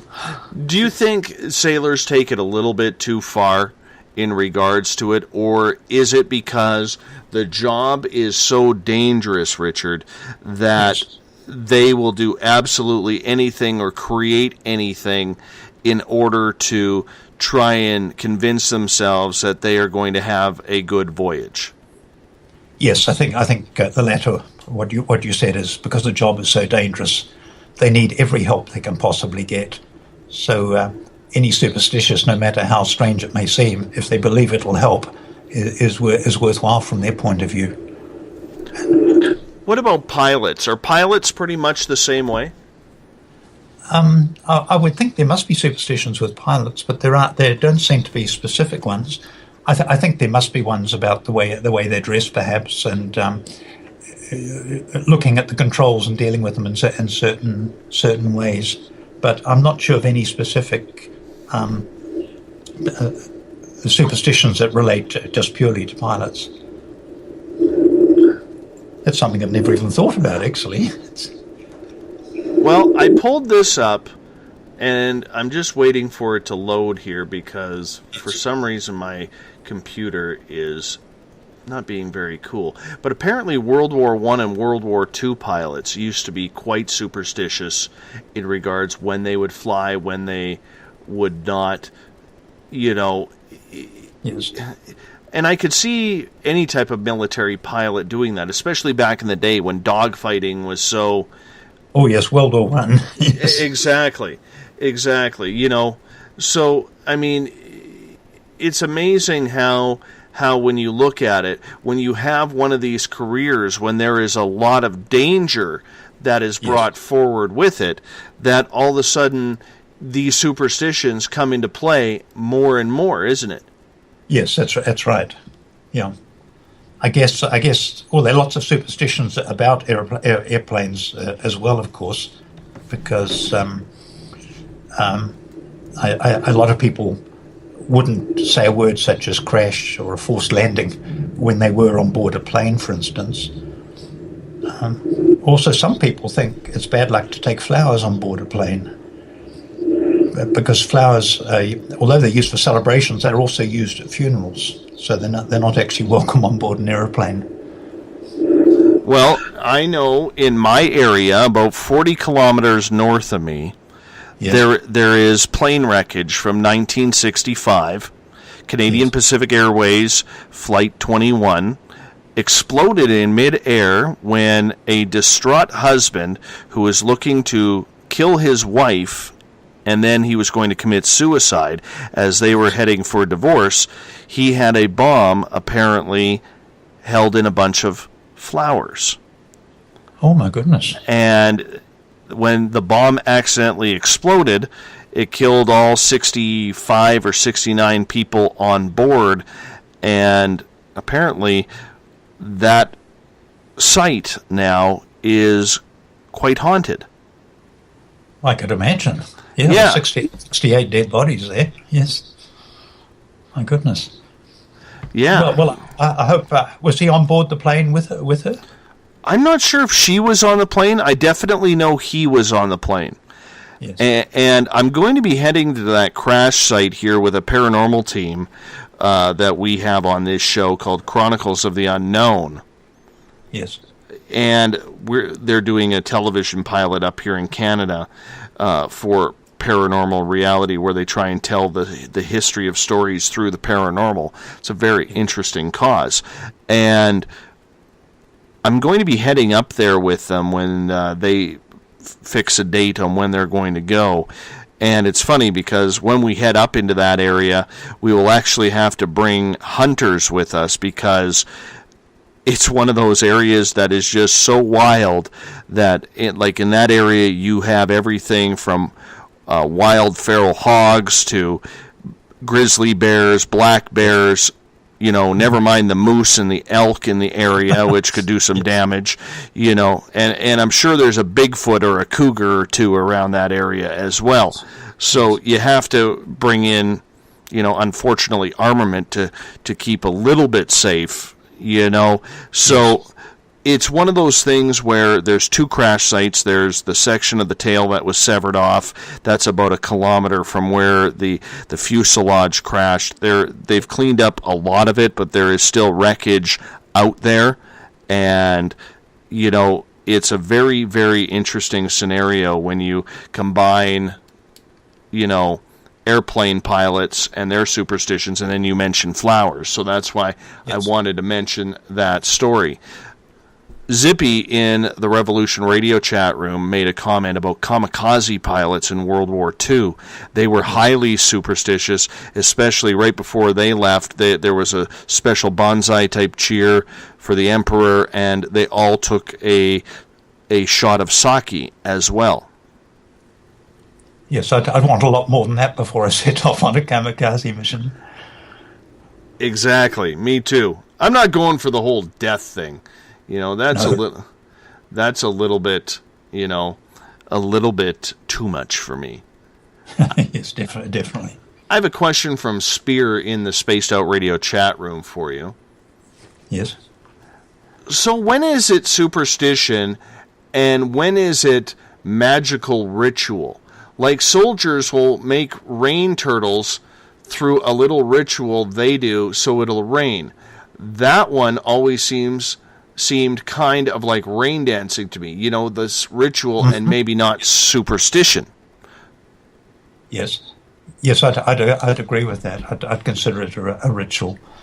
I don't think the two. I guess they can be related, but lots of people have different rituals for different purposes, and the military is a good example. The church, of course, has lots and lots of rituals.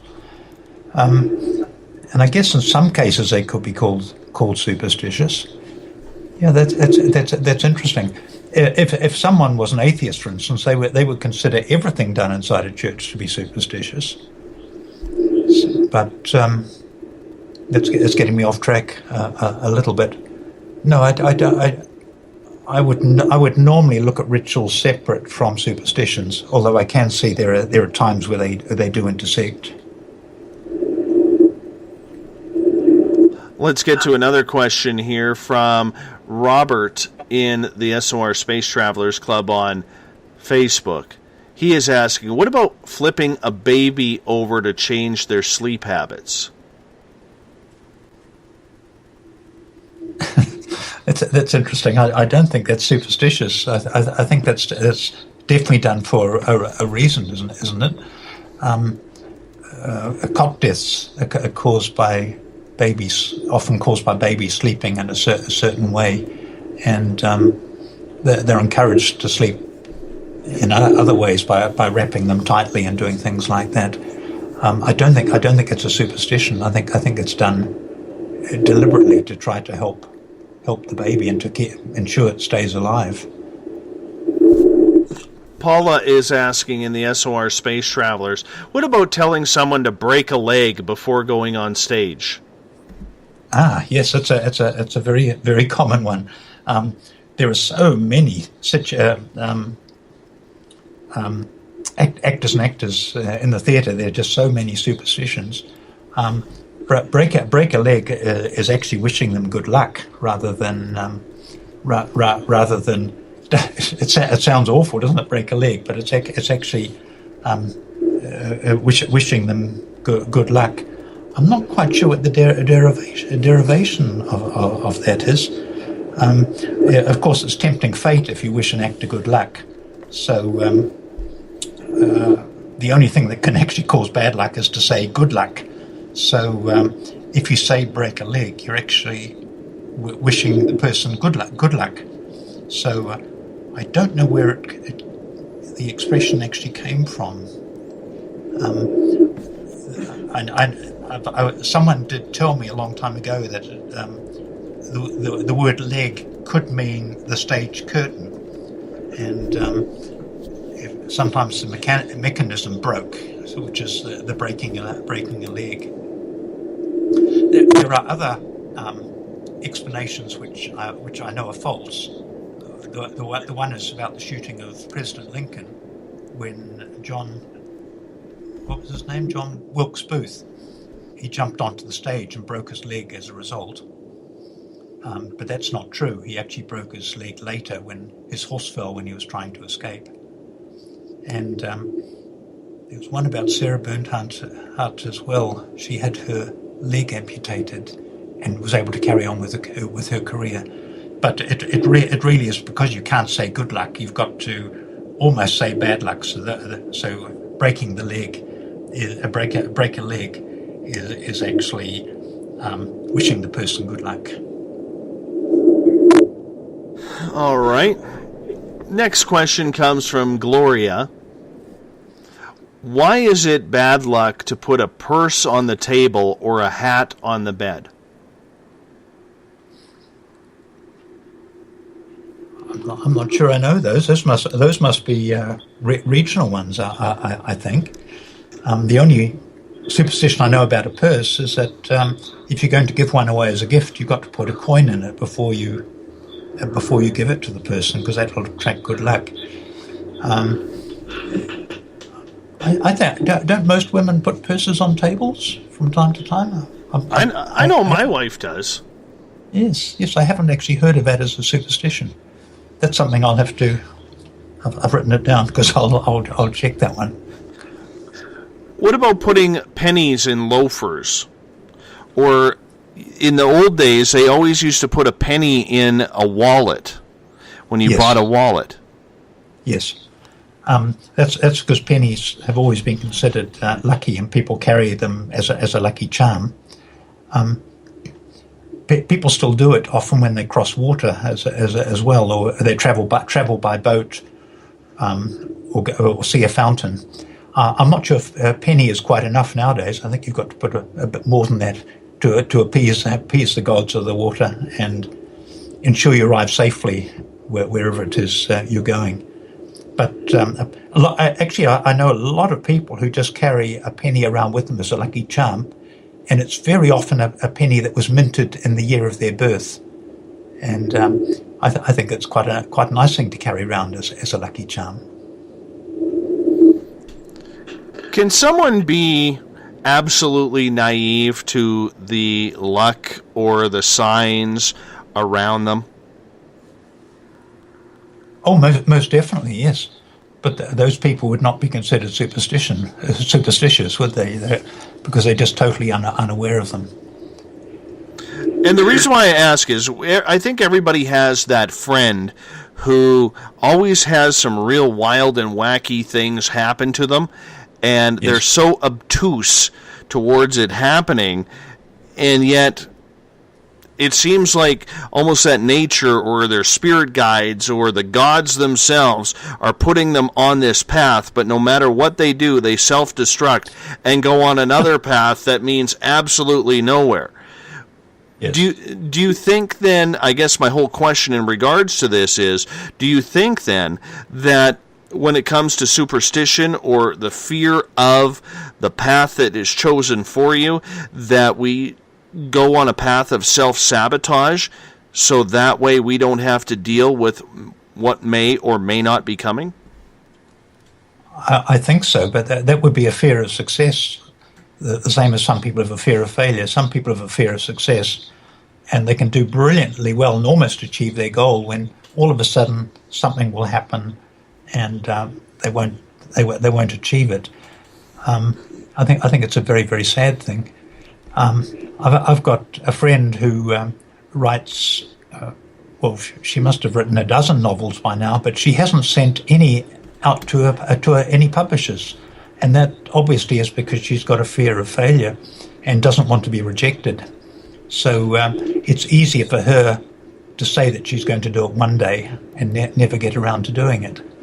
But I think it's desperately sad because writing is obviously something that she loves doing, and I haven't read any of her work, but if the quality is good, they would be published, and it would transform her life, change her life totally. So I don't think it's a superstitious thing. I think it's just more a fear of success. Absolutely. In regards to, I have a friend like that. And it's funny. I am so not an intuitive person, but yet I am, and I have literally tried to keep her on this path, and she has fought it every step of the way. And as angry as it has made me, it's funny because I have heard over the last 4 years the words "you were right" so many times that it actually angers me to even do that. And I've honestly, over the last number of months, have had to say to her, I am not helping you anymore. I cannot do this anymore because of the frustration. Because some people, they want that help, they want that empathy, they want that sympathy, but they're not willing to help themselves in the end. Whether it's superstition, whether it's self-sabotage, or whether there's a curse or a hex on them, or whatever it is. Right? Yes, that's right. Mm-hmm. Yes. So it gets frustrating. It's very, very frustrating for the person who's giving the advice when it's never taken. I know I belong to the National Speakers Association, and there are a lot of wannabe speakers who belong, and they go to all the courses, all the teaching, everything, absolutely everything that's offered, and there are a huge amount of things offered to these people. They spend a lot of money on them, but they never get around to actually doing any speaking. They just need one more course before they get going, or one more seminar, and it is actually very, very frustrating. Oh, it drives me nuts. Drives me absolutely nuts because, it could make you squirrely, to be absolutely honest, Richard. Yes. It could make you squirrely in regards to that, Yes. Magic and superstitions. Yes. Back in the day, if you go back to when there were kings and queens and serfs and loyalists and everybody. Yes. There was always a magician on hand to try and entertain the king or to show some sort of psychic ability as to be able to predict the future or what was going to happen in the present. Is there a tie-in between the superstitious and magic? I think there is, because superstitions, people can use. There are two types of magic, of course. There's black magic and white magic. And black magic is used for fairly sinister or evil goals, while white magic is used for good purposes. I would think there'd be a very strong temptation for someone who was on the black path to encourage superstitious behavior in others to help them achieve their goals. Sometimes people who dabble in magic start out on the white side, but then they get a little bit carried away and end up maybe not on the black side, but on the grey area. And a good example of that would be someone who's trying to attract a partner, and that's very well. But if you perform spells and magic to try and attract a particular person to you, that then becomes black magic, because you're ignoring the desires and needs of the other person. You're performing black magic because you're just thinking of your own aims and disregarding, the thoughts and feelings and desires and everything else of the other. I seem to have got myself off track a little bit, but magic and superstitions often do go hand in hand, yes. I bring that up because while researching your book, the Encyclopedia of Superstitions, you have a whole section on the word abracadabra. Yes, I do. Yes, I think, yes. I would love it if you could get into this, because this is so fascinating. Abracadabra, it was... nowadays, of course, it's normally used by magicians when they're doing their stage magic. but it's always been a lucky charm. No one knows how old it is. However, the very first, I think, written example of it was written by a doctor who went to Britain with the Roman army, and he wrote a poem about this charm, and it even had instructions on how to use it. So it goes back at least 2,000 years ago. As time went on in the Middle Ages, people used to wear parchment amulets with the word abracadabra written in it in the form of an upside-down pyramid. It starts off with abracadabra, then the next line has either the A at one end or the other removed, and one letter is removed all the time until you get down to just the letter A at the end. So it looks like an upside-down triangle. And people used to wear them to protect them from good luck. Sometimes it was more usual for one letter to be dropped each time, but sometimes letters were dropped from both ends, and you still end up with the A. Usually, a parchment lucky charm with the word abracadabra would be kept for about 9 days, and then it was discarded. And you had to do that in a certain way. You had to throw it over your shoulder in the early hours of the morning, and you also had to ideally throw it into a river. I think I can't actually remember that.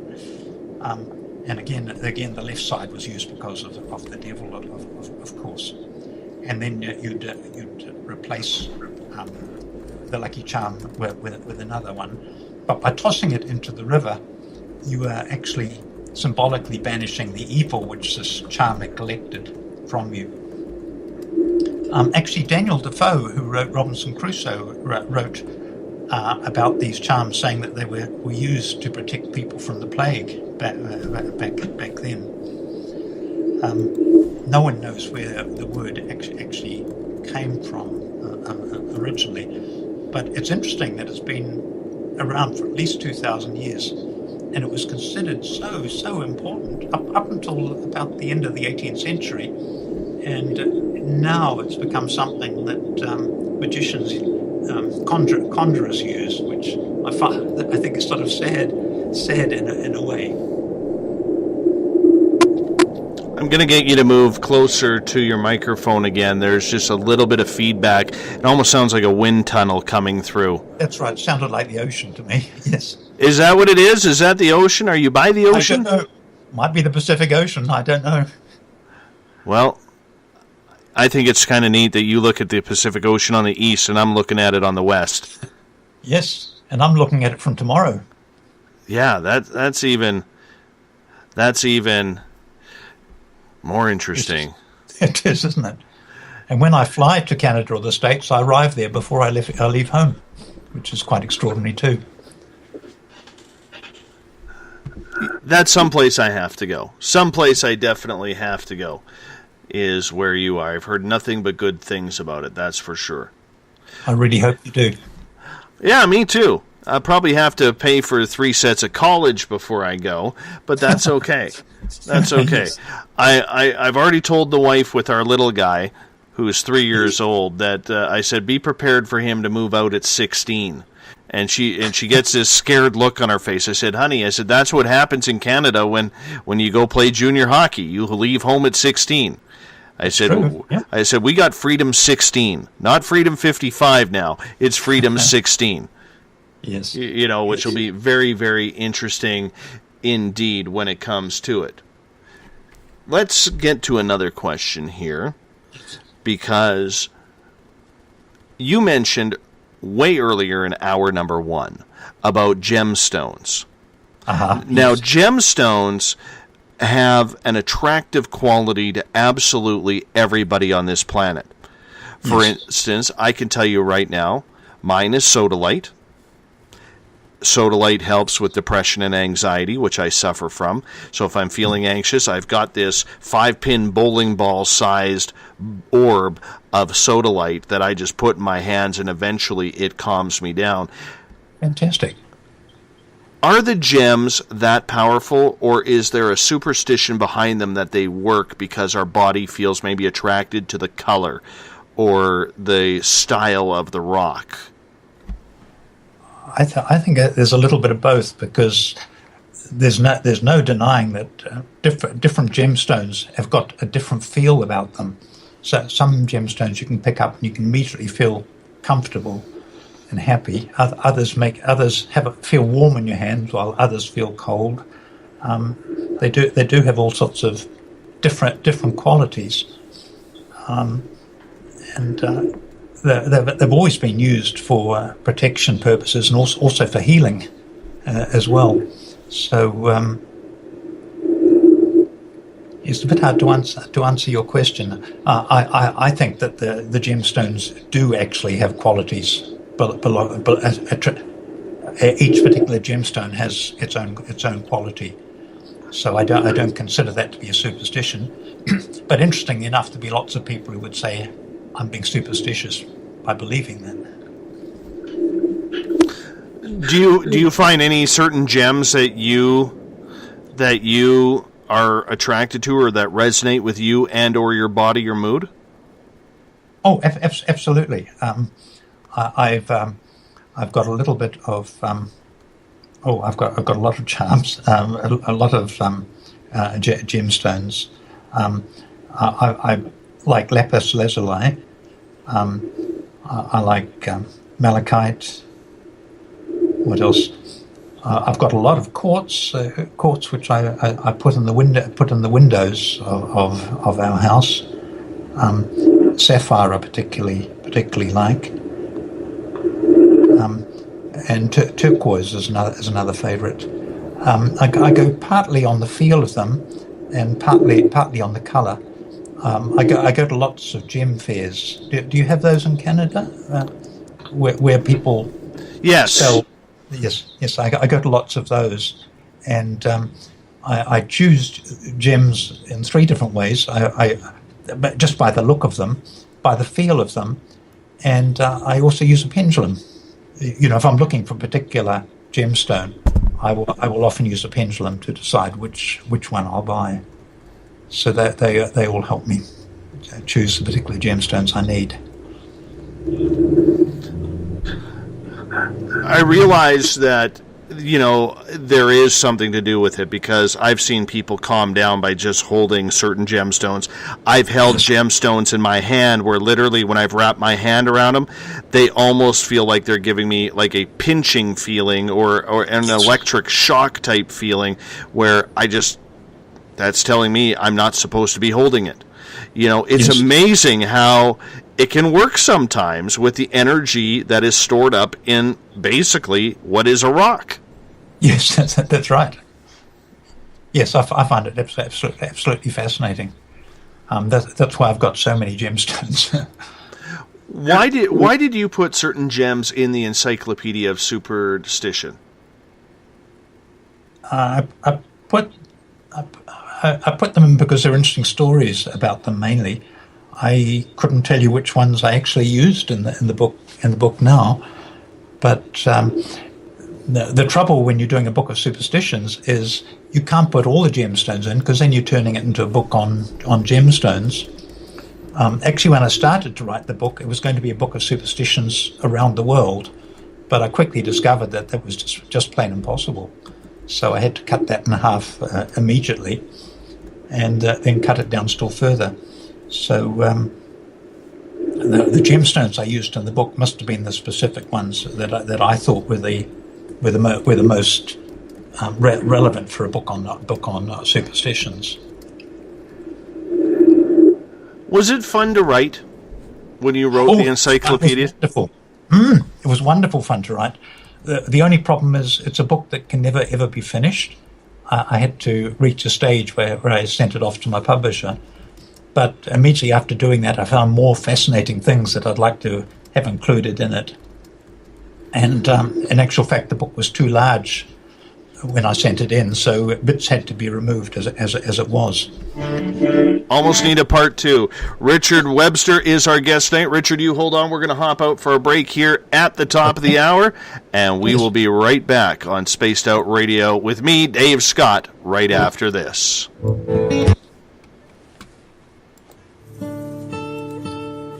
Greetings and salutations, space travelers, from the Chronicles of the Unknown team. What is Chronicles of the Unknown? I keep hearing about this thing. It's a new paranormal reality TV show based right here in beautiful British Columbia, Canada. Follow our team as we uncover claims of activity on the Caribou Gold Rush Trail. You can also follow us here every third Monday, where two members of our team will be available to answer your questions. We'll give you some equipment updates and some of our experiences on the road, right here on Spaced Out Radio. Hi there, I'm Butch Witkowski, lead investigator with U4COP. On the final Monday of every month, you can listen to me and host Dave Scott on Spaced Out Radio's Strange Days. We're going to get to the heart of the matter when it comes to what's happening out there. People are seeing and experiencing things from ET contact to Bigfoot, and I want to hear about it. Your experiences are what we investigators need to help solve these unknown mysteries.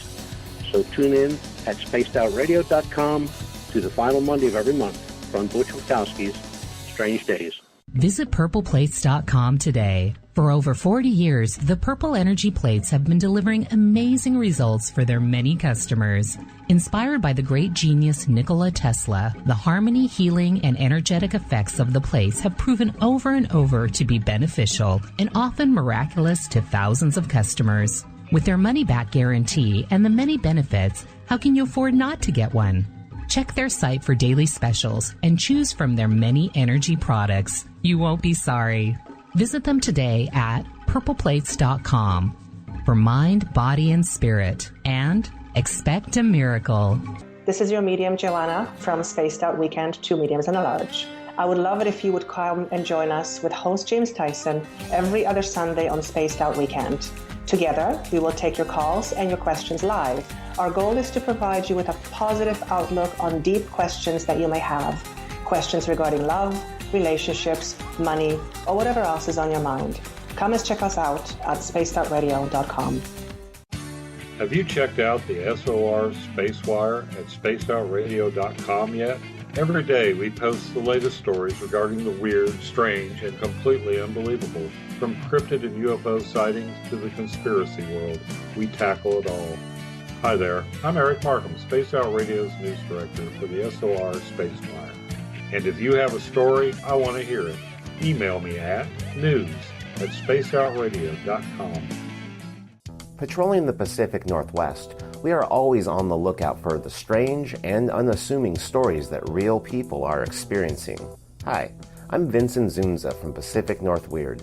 Me and Alexandra Sullivan have teamed to bring to you those odd stories that never seem to make it into the mainstream.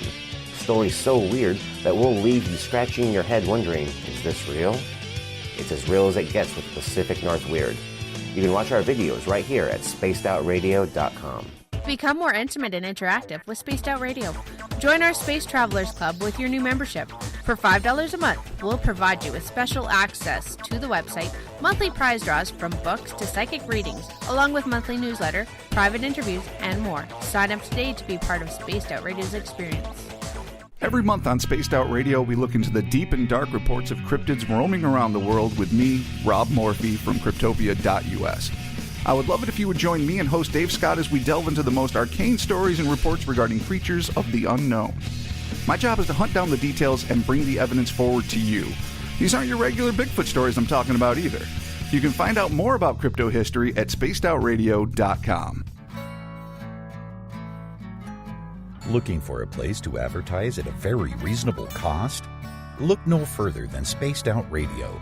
SpacedOutRadio.com has an advertising tab that you can click to check out our daily, weekly, and monthly packages to play on the radio, or our website including social media. From commercial spots to banners, we have it all. Check out our competitive pricing today.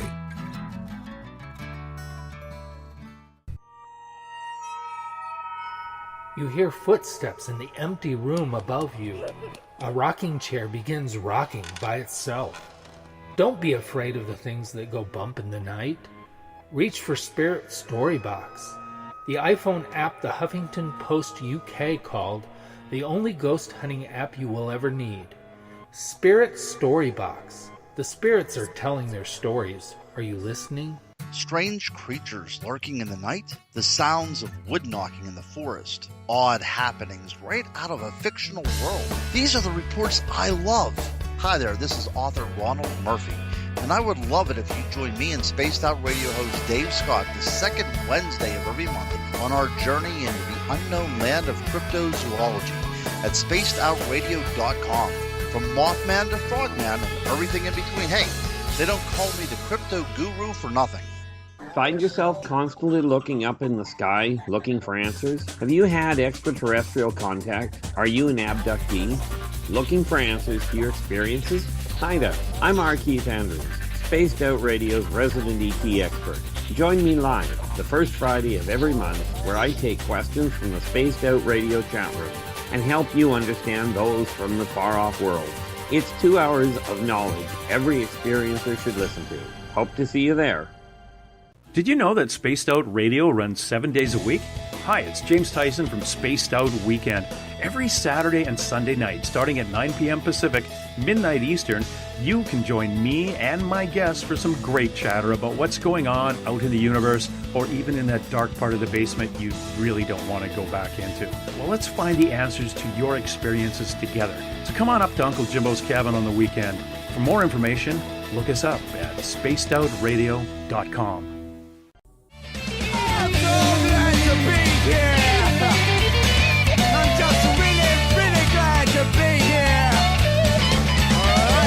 Would you like to connect with us on Spaced Out Radio? Head to spacedoutradio.com to check out the latest shows, guests, and sponsors. And don't forget to sign up for the Space Travelers Club. You'll find all you need at spacedoutradio.com.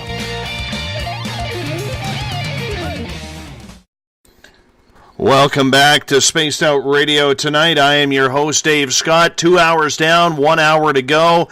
Tomorrow night on the show, we will be talking with Victor Vigiani, Canadian ufologist. We're going to be talking UFOs, disclosure, and what does the Vatican really know about extraterrestrials and the spaceships flying above. We will find out tomorrow night on Spaced Out Radio starting at 9 p.m. Pacific, midnight Eastern Time. Hey, if you're a social media junkie like I am, do me a favor. Follow us on Twitter at Spaced Out Radio. Give our Facebook page a like, Spaced Out Radio Show. On Instagram, I can be followed at Dave Scott SOR. Subscribe to our YouTube channel, Spaced Out Radio Show, and our website is spacedoutradio.com. While on our website, you can join the SOR Space Travelers Club. Our next draw is coming up on Friday this week as we give prizes out the final Friday of every month, but you have to be a member of the SOR Space Travelers in order to win it. You can check out our SOR Space Wire by Eric Markham. That's where we put the weird and wacky news of the day. You can also read our latest blogs. We have talented writers who write up new blogs once a week for your listening and reading purposes. More reading than listening, actually. And on the Spaced Out Radio side, if you like our music, you can click on the Bumblefoot banner. Bumblefoot, formerly of Guns N' Roses, Mr. Ron Thal, is the official music of Spaced Out Radio. If you're a listener of Revolution Radio, do me a favor. Remember, Revolution Radio, the double R, is a donation station funded by you, the value listener. Do us a favor and donate today. If you're a member of the SOR Space Travelers Club, Bill Cardwell has set the password Shibboleth. Shibboleth is your password for tonight. Make sure you use it wisely, Space Travelers, because we don't want you getting locked out of anything on the internet. Shibboleth is the password for tonight. For the final time tonight, we introduce our guest, Richard Webster, all the way from New Zealand, joining us via Skype. He has an incredible book out. I highly suggest you get it. You can pretty much find it at any major bookstore or online. It's called the Encyclopedia of Superstitions. Richard, welcome back. Thank you very much, Dave. I am having so much fun with this topic tonight because superstition is everywhere. It's absolutely everywhere. It doesn't matter what you do, what you say. Somebody, one way or another, is affected by the ritualistic aspects of what superstition is created. One of the subjects that I absolutely love is there's so many old wives' tales out there. Or at least in North America, they're called old wives' tales. I'm not sure if they are like that down under where you are. Yes, yeah. Okay. Whether it's a pendulum or a necklace over a pregnant woman's stomach to tell the sex of the baby, whether it's something that my mother believes in, which is if a bird is pecking at your window, it means that someone is going to die very, very soon, either family member or friend. And my mother actually got me believing in that one because I remember it was around 1987, 88. My mom noticed a robin that kept on pecking at our window. And it did this for about an hour, hour and a half. And my mom got so worried that one day somebody was going to die. And 6 weeks later, my grandmother passed away. Oh, goodness. Yes. I don't know if the two are tied. I can tell you the other weird story about that is my mother had a clock, like an old wind-up key clock that was in a glass hull. And the day my grandmother passed away, that clock stopped ticking. And my mother has never rewound that clock. And I find that funny because my mother comes from a very religious background, a very strict Mennonite-type family. So for her to believe in these old wives' tales, which kind of goes against the religious side, it is funny that even though she believes on the religious side what happened, there's still that whole aspect of we still have to believe in the old wives' tales. What's your thoughts on that? I've always been fascinated with them, and funny enough, you reminded me of two instances in my own family. Whenever anyone in the family got pregnant, my mother would attach her wedding ring to a piece of string to create a pendulum, and would ask it if it was going to be a boy or a girl. And to the best of my knowledge, she always seemed to be right, in whatever it was. And the other one is my father had a big collection of clocks, and he had a big, we called it a grandfather clock. I think the proper name was a long case clock, one of those great big things about 8 feet high. And when he died, it stopped, and it had never done that before. And my mother wouldn't get it going, deliberately wouldn't have it fixed or have anyone look at it. And my brother inherited it, and he had it looked at, and it's going beautifully again now. But for no known reason, it just stopped ticking when my father died. So these old wives' tales must have a certain element of truth in them in the past. It's not a subject I've actually looked at, but I'm going to now because I think that's absolutely fascinating, and there are so many of them. Do you think women are more in tune with it? I think women are naturally more intuitive than... Actually, no, that's not true. Men are educated to be logical, rational, and so on. And women, if they're intuitive, that's fine. But I think in reality, men and women are equally as intuitive, as long as we switch off our rational minds and flow with our intuition. And it's something I've had to learn to do myself, because very, very often I'll look at something rationally, and then there'll just be a slight feeling, and I know it's my intuition. So I might be looking at something and thinking, that would be a good thing to do. But then this little sensation comes along, and I know it wouldn't be. So it can serve as a warning device as well. But I think we're all equal. I think everyone is intuitive if they allow themselves to be, if they just switch off their conscious mind and go with their intuition. I have a couple comments from Stone in the Spaced Out Radio chat room on Spreaker. She is saying, when you bury a goat, make sure its head and horns are facing away from the home. Have you ever heard that? No, I've never heard that. That's probably because goats are associated with the devil, and because the devil, it's sometimes in pictures you see it with cloven hoofs and a goat's head, and I think that's probably why that would come about. But I haven't heard of that particular superstition. And the other one, she says, have you heard about the skulls put in the four corners of the yard for protection and the nithling pole to ward away intruders? Yes, I have heard of that. It's not a particularly nice superstition, but it used to be done quite frequently, going back probably up to the Middle Ages, putting a skull in all four corners. I hope it's no longer done anywhere. There's still some primitive parts of the world, so maybe it is. But I have heard of it, but I haven't investigated it, because it's not something that's generally practiced, I hope, nowadays. What about the irony, and Trip in the Spaced Out Radio chat room has just brought this up, that do you find it ironic that the Vatican has named their large binocular telescope with near-infrared utility in Arizona that they built, they named it Lucifer? Really? No, I hadn't heard that. That is definitely very ironic. And the reason why I brought that up, and I realize it has nothing to do with superstition, but irony is a big play on anything that is mental and on anything that could be used as superstition. Where does irony come into play? I don't think it comes into play as a superstition, really, except in the mind of different people.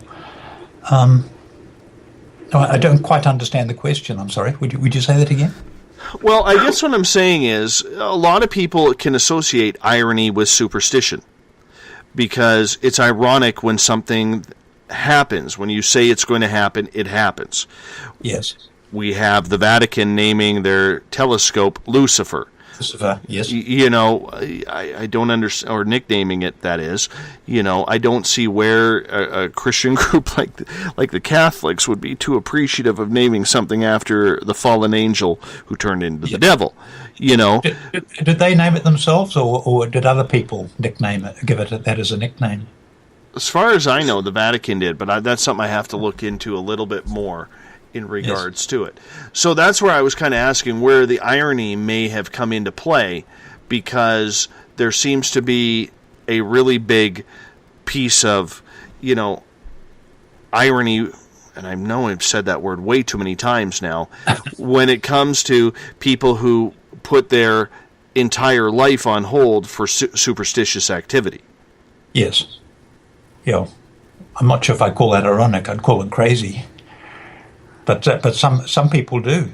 Some people seem to lead their lives almost in a superstitious way in everything they do. I'm trying to think of an example of ironic. I can't think of anything offhand.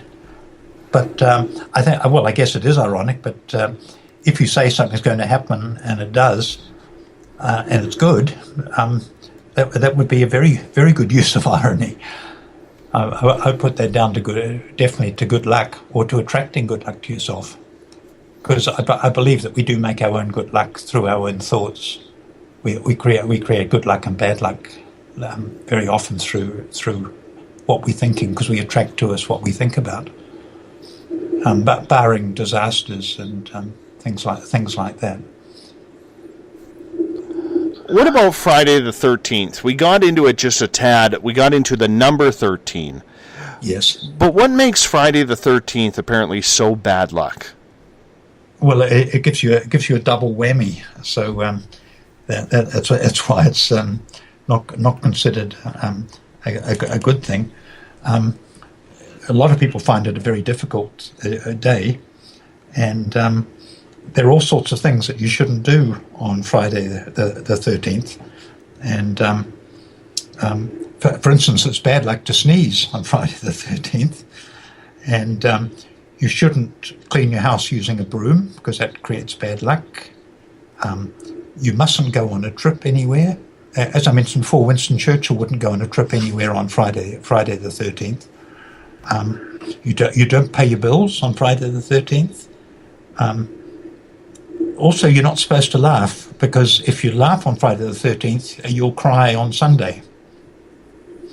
And you mustn't learn anything new, because if you do, you'll get a wrinkle on your face for every new fact that you learn. Don't like that one, because I like to learn something new every day if I possibly can. And another strange one is, if you wash your hands and face on Friday the 13th, you'll get toothache. But there is a remedy. If you dry your hands before your face, you'll avert the toothache. And barbers and hairdressers wouldn't like this. You're not supposed to cut anyone's hair on Friday the 13th. And if you do, you'll get involved with all their grievances and disharmonies and things. And you shouldn't plant anything on Friday the 13th either, because if you plant something on that day, it will die. And if you go fishing on Friday the 13th, you won't. Oh, and there's another one. You shouldn't cut your fingernails on Friday the 13th either. So there are some very strange superstitions about Friday the 13th. How did it start, though? Is it something that it's been a date that has been a pest for centuries, or is this more a relative new term? I think it's been around for a few centuries. It's just a combination of two superstitions. That's all it is. I think it's the 13th, and Friday is just considered an unlucky day, because some people believe that Eve offered the sacred fruit. We normally call it an apple, but it wasn't an apple. I can't remember what it was. To Adam. Jesus was crucified on a Friday, and apparently Noah set sail in his ark on a Friday. I don't know how people know these things. Also, witches hold their coven meetings on a Friday, which back a few centuries ago wasn't considered a good thing. So Friday's always been considered unlucky. Lord Byron considered Friday to be an unlucky day, but despite that, he set sail for Italy on a Friday, and he died of malaria not long afterwards, and he died on a Friday as well. However, good things have also happened on a Friday. Christopher Columbus left Spain on Friday, and he discovered the New World on a Friday. So good things have also happened as well. So some people consider it to be a lucky day rather than an unlucky day. But Fridays and the 13th seem to be the most popular superstitions of all, I think, in many ways. Well, I can tell you, it's just one thing that I will never fall in love with. I can tell you that. Never fall in love with Friday the 13th, especially on a full moon. Then it's just all the weirdos are out. You're adding another one to it again. Yes. How about the superstition of a full moon?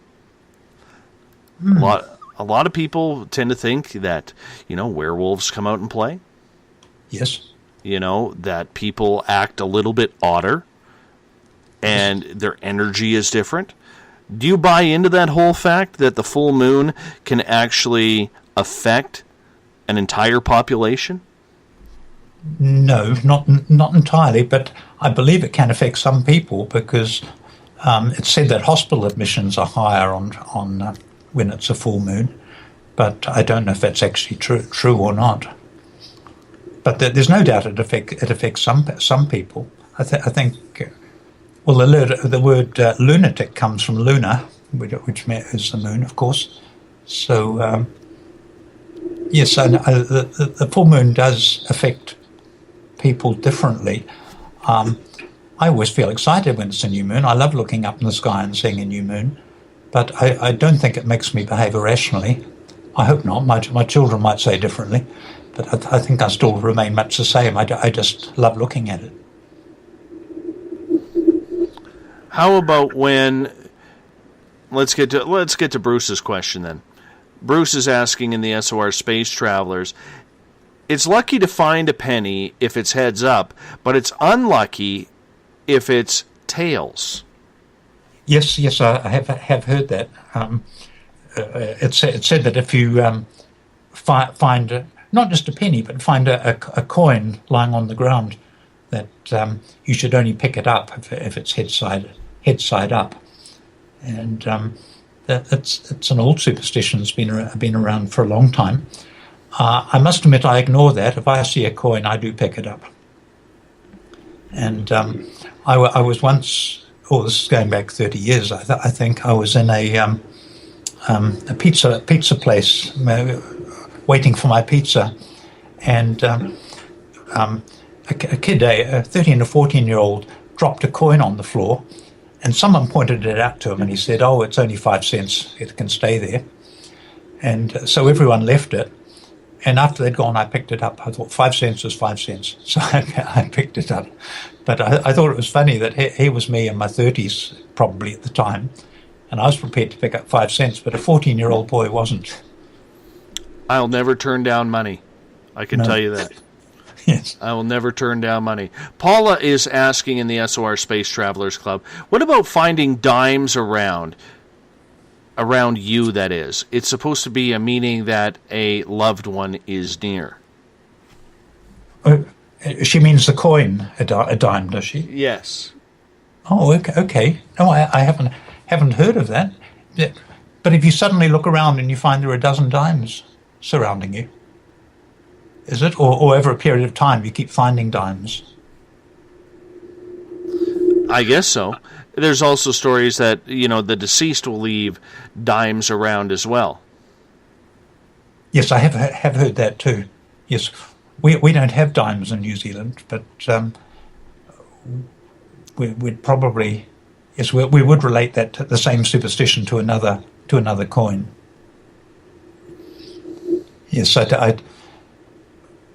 I'm not sure. It could be the deceased trying to make contact, couldn't it? Or just to let you know that everything is all right. In New Zealand, it's often a white feather. If you see a white feather, it's a sign of an angel, and that's trying to tell you that a deceased person is trying to make contact. Funny thing about that, though, is during the war, a white feather were considered a sign of weakness. If someone hadn't enrolled for the military, people would send them anonymously a white feather in an envelope, and that was basically telling them they were cowards. So it's interesting how things like this change their meanings over time. I have a question from Saber in the Spaced Out Radio chat room on Spreaker. He is asking, how about the one, if your hand itches, it means you've got money coming your way? Yes. I've heard that a number of times. I think it's only your right hand, your right palm, actually. If it itches, you're going to get money. And I was also told that if your left hand itches, you're going to lose some money. So you better be careful as to check which hand it is. Incidentally, there is a remedy. If your left hand starts itching, you use that left hand to touch or knock on wood, and that will save you from losing some money. I don't know where that superstition began, but that's one that's fairly general throughout the Western world. Do you prefer the New Age superstitions, or do you prefer the older ones throughout history? Yes, I think I prefer the older ones throughout history, because often there's a story attached to them. but new superstitions are being formed all the time. So I guess I'm interested in all superstitions, but it's generally the older ones I'm more attracted to. Here's an old one from Germany. It was believed that you could cure warts by hiding a string with knots in it underneath a stone. Whoever walked on said stone would get all of your warts, and then you wouldn't have any. Well, that's an interesting one, isn't it? There are tons of superstitions concerning warts, and spitting on them every morning is one way. And and another one is to bury a cloth bag containing as many stones as you have warts, and that will eliminate the warts. And one old one, and I don't know how this could ever actually happen, is to secretly rub the warts against a man who has had an illegitimate child. But you've got to do it without him knowing that you're doing it. So I think that would be a very hard one to put into practice. You can rub a wart while a funeral procession is going by, and then the wart will disappear, but only after it's rained several times. And a very common one is to talk to warts and tell them to shrink. I knew someone at school who had a wart on one of his hands, and he used a finger from the other hand to go round and round and round it while he spoke to it, and it got smaller and did vanish. But I'm not sure if it would have happened anyway, or whether talking to it actually did the job. How about it's unlucky to give someone scissors for a present, as it will cut the ties of your friendship? Yes, that's right. Yes, that's a very, very common one, and I'm not quite sure where that came about. I can see the sense aspect of it, or how it came about. Yes, you can cut the friendship. The remedy for that, you can give scissors to people, but they've got to give you a coin back in exchange, which means they effectively pay for you, so you're not giving them the scissors. But it seems to me a little bit illogical to give someone a gift and then expect a bit of payment for it. Scissors actually can be used to provide protection as well. And I have heard of people opening scissors as wide as they can and placing them under a doormat, because that resembles a sign of the cross, and it'll deter witches, bad spirits, thieves, and all that sort of thing. How about a gap in your teeth means you'll marry someone rich? Oh no, I haven't heard of that. There was an actor many years ago called Terry Thomas. Have you heard of him? He had a big gap between his two front teeth. I'll have to check to see if he married someone rich, but I haven't heard of that one. Or it is bad luck to light 3 cigarettes on the same match. Yes, that dates to World War I, I think, because it gave snipers enough time to locate you and find you and aim. So I think that's where that one came from. Yes, it's probably bad. Yeah, I wouldn't do that. How about it? What about this one? This one, as we talked about ones that just don't make any sense. If you drop an umbrella on the floor, someone will be murdered in your house. I've dropped many of umbrellas, and never once has anyone been murdered in my house. Oh, well, that's very, very lucky, isn't it? I haven't heard of the murdering aspect. I've heard that it just causes bad luck. Now, I've heard of opening an umbrella in a house as bad luck. Well, that causes bad luck too. Yes, it also causes bad luck. And it offends the spirit of the umbrella, apparently.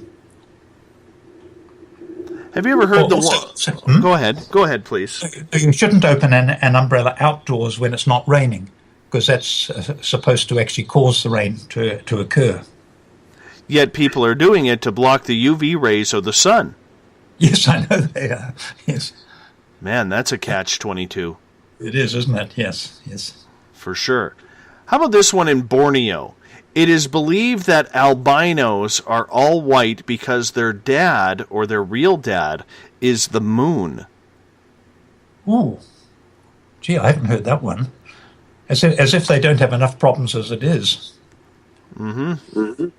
Yeah. And apparently in Tanzania and some parts of Africa, albino body parts are considered to be magical amulets, and albinos are often murdered in an effort to acquire them.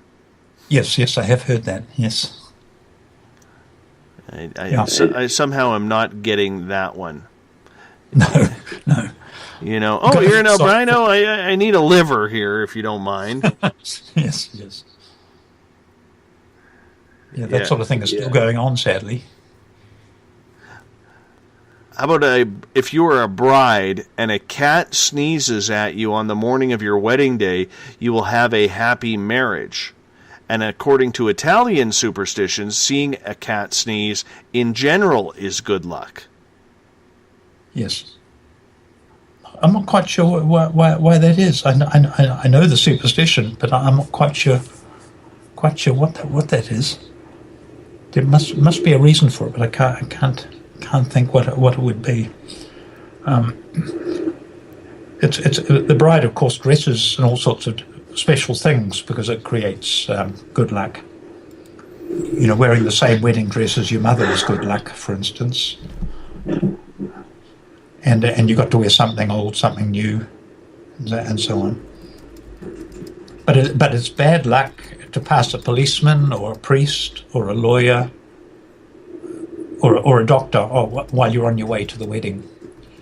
I'm not quite sure how you can actually guarantee that.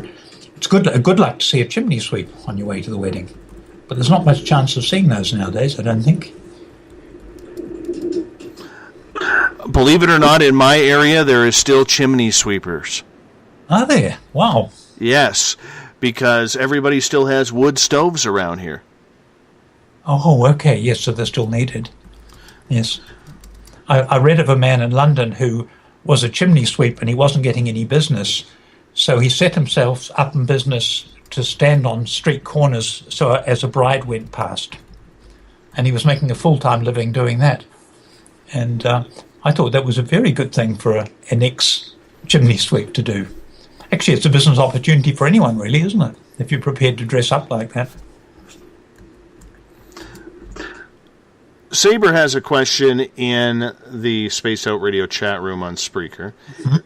He's asking, where did the practice of using animal parts as aphrodisiacs actually come from?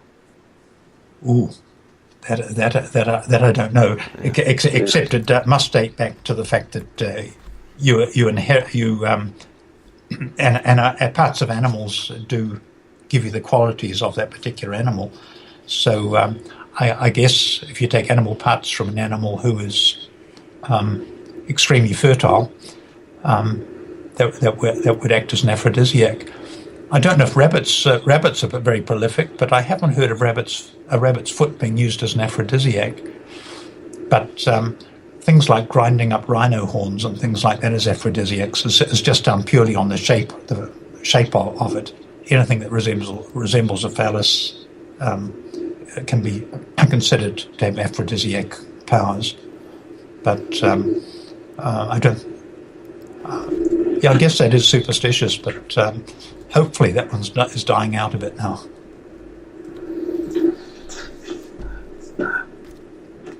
Do you still have fun with this? Is this research ever going to end for you? Because there is just so much out there. Yes, there is. No, it'll never end for me. Since that book was published, I must have filled up several exercise books of things that I've read and learned since. So I think it'll go on forever. I've written a lot of books, and most of them have come from exercise books I've kept over the years. And it's all thanks to my landlady in Cornwall, who was superstitious, because that's what started me writing things down. And also in Cornwall, I met, I could speak about psychic things for the first time. In New Zealand, growing up in the 50s and 60s, you couldn't talk about that sort of thing at all. And so I learned a huge amount there about the psychic world, and I wrote all of those things down. And it's just become a lifelong habit. I guess my family will just have to dump all these exercise books when I die. But they are. If the house caught fire, they'd be the things I'd grab to save. I got another question from Shar in the Spaced Out Radio chat room, and it involves weddings, because weddings are very superstitious. They are, yes. Her mom had always told her that rain on wedding days and a torn dress was good luck. Yes, although some people say the opposite about raining on a wedding, raining on a wedding day. So there are superstitions which go both ways. The ancient Romans considered June to be the best month for a wedding, and I think that's still often the case in the northern hemisphere. This is the case it's different in the southern hemisphere because we're in winter. June would not be a good month, but I think nowadays any month is considered okay, really. But the bride has got to wear something old because that provides a sense of security. She's got to wear something new because that provides her with good luck and happiness because she's bought something new for herself. There's something borrowed. It needs to be a bit specific because it needs to be borrowed from a woman who had worn the object at a time when she was extremely happy. And this means that happiness is transferred to the bride. Wearing something blue protects the bride from jealousy and any negativity. This is because heaven is up in the sky, and on a good day it's a blue sky. So blue came to be associated with purity and goodness, and the divine in actual fact as well. So there are also all sorts of things that brides have to do. One interesting Victorian one was that it was supposed to be good luck if the couple get married on the same day of the week that the groom was born on. I don't know why, but it was very much a man's world in Victorian days, so maybe that's got something to do with it. I don't know. My first marriage broke down after a year and a half, so obviously it just wasn't meant. You know what? I knew there was something to it when I was dancing with my former mother-in-law, the evil temptress that she is. Yes. Oh, nasty, nasty person. When I was having my mother-in-law dance during my wedding, and she whispers in my ear, "I am going to be your worst nightmare." Oh my God, that's a very and I laughed. Little did I know how true that statement would become. My goodness. Little did I know. Yeah. That's amazing. It was amazing. Wasn't supposed to be that way, but it happened. You could write a novel on that premise. Goodness. Goodness. I think she's still upset that a house landed on her sister in The Wizard of Oz, so we'll leave it at that. Yes. Well, I've been married for, 45 years now, and I know absolutely I'm useless. I can't give any advice on the subject at all. I hear you there. Steve from Australia is asking. Yes. Uh-huh. He says, down here we do our dates day, month, year. Up there you do it month, day, year.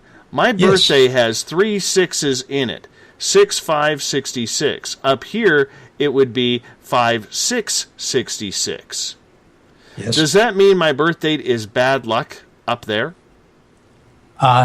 No, because that would be the day, but it's 1966. It's not actually 666.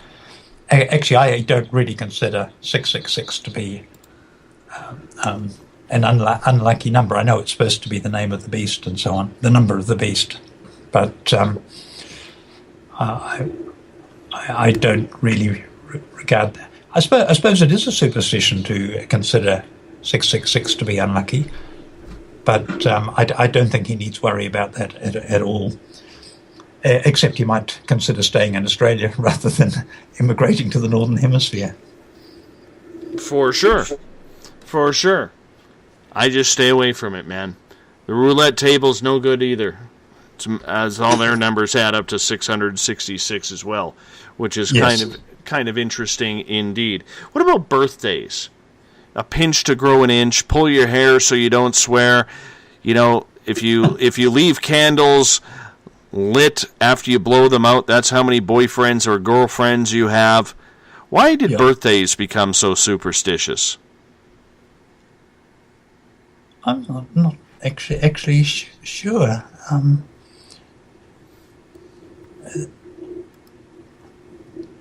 They used to use people's birthdays in the Bible to gain insight into people's character. They'd what was it? The book of Proverbs, I would think. Once you've learned the lady's birthday, you read through the book of Proverbs, and when you come to the verse that corresponds with the age she is, that had to be studied closely and would give a picture of what the woman's character was like, and that would help him decide whether or not he would marry her. So it's a rather strange superstition. I think everyone's birthday is a lucky day for them, and they should celebrate it. I know of people who grew up in a cult, and birthdays were totally disregarded, and they still, even though they've been out of the cult for years, they still find it hard to celebrate their birthdays because they sort of feel inside that they don't have a birthday because they never ever had one. And I think it's very, very sad, because I think on your birthday you should do something special, particularly with the people who you love.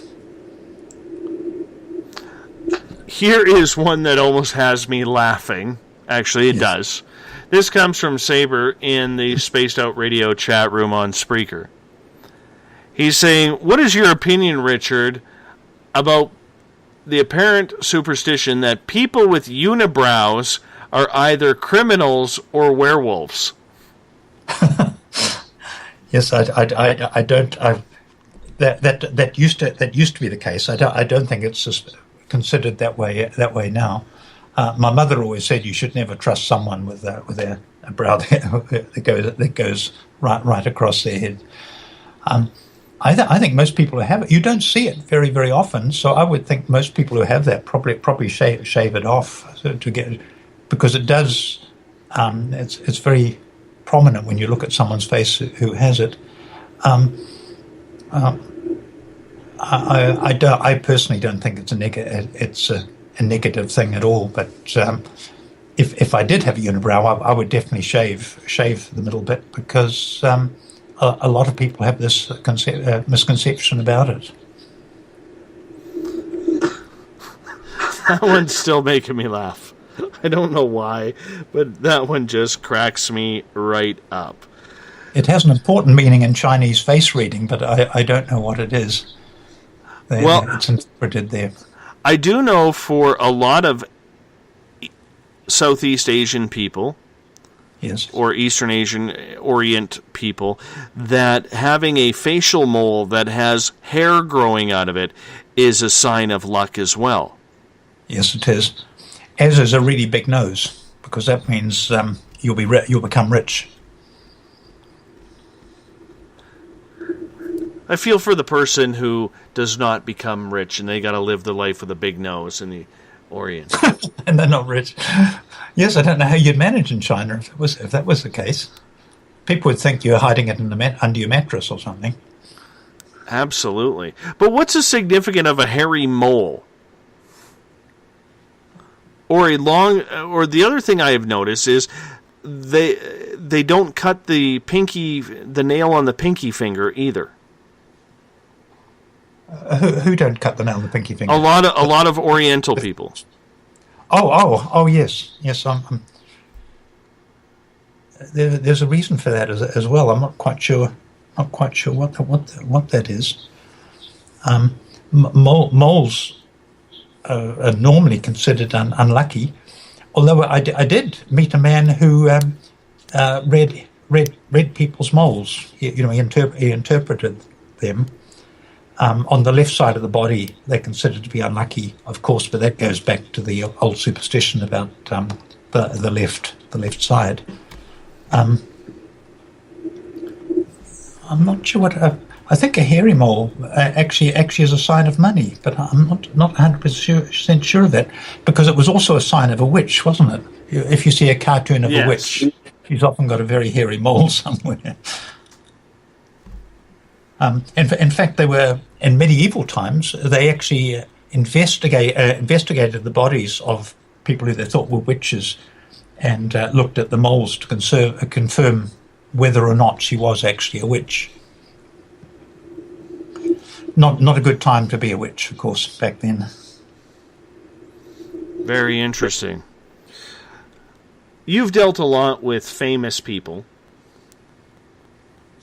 Yes, some, yes. I would love to know your research on famous people. If you could give names about some of the superstitions. You've mentioned Winston Churchill. Yes. I never met him, unfortunately, but no. He was incredibly superstitious, and he was very, very psychic, and he was known, when he was a young man, he was called that lucky devil Churchill, because luck would always come at the right time for him. And a good example of that happened during the Second World War. After the bombings, it was his habit to drive around London. He had a chauffeur, but be driven around London to look at the damage and to speak to the people. And one night he hopped into the car and sat down, and then he got out again, closed the door, and went to the other side and sat down there. Didn't say a word to the chauffeur as to why he'd done that. And then when they were driving around, a bomb went off, and if he'd been on the other side of the car, he'd have been badly hurt or maybe killed. And he had no explanation for it. He said he just had a feeling, and he always acted on his feelings like that. So he was highly intuitive, and he suffered terribly from depression, which sometimes seems to happen with people who are extremely intuitive. And he lived at a time when it would be probably fairly difficult to talk about your intuition to other people, but he acted on it. He escaped during the Boer War. He just had incredible bits of luck that followed him throughout life, and he credited it to his intuition. I don't know how superstitious he was, but he was certainly incredibly intuitive.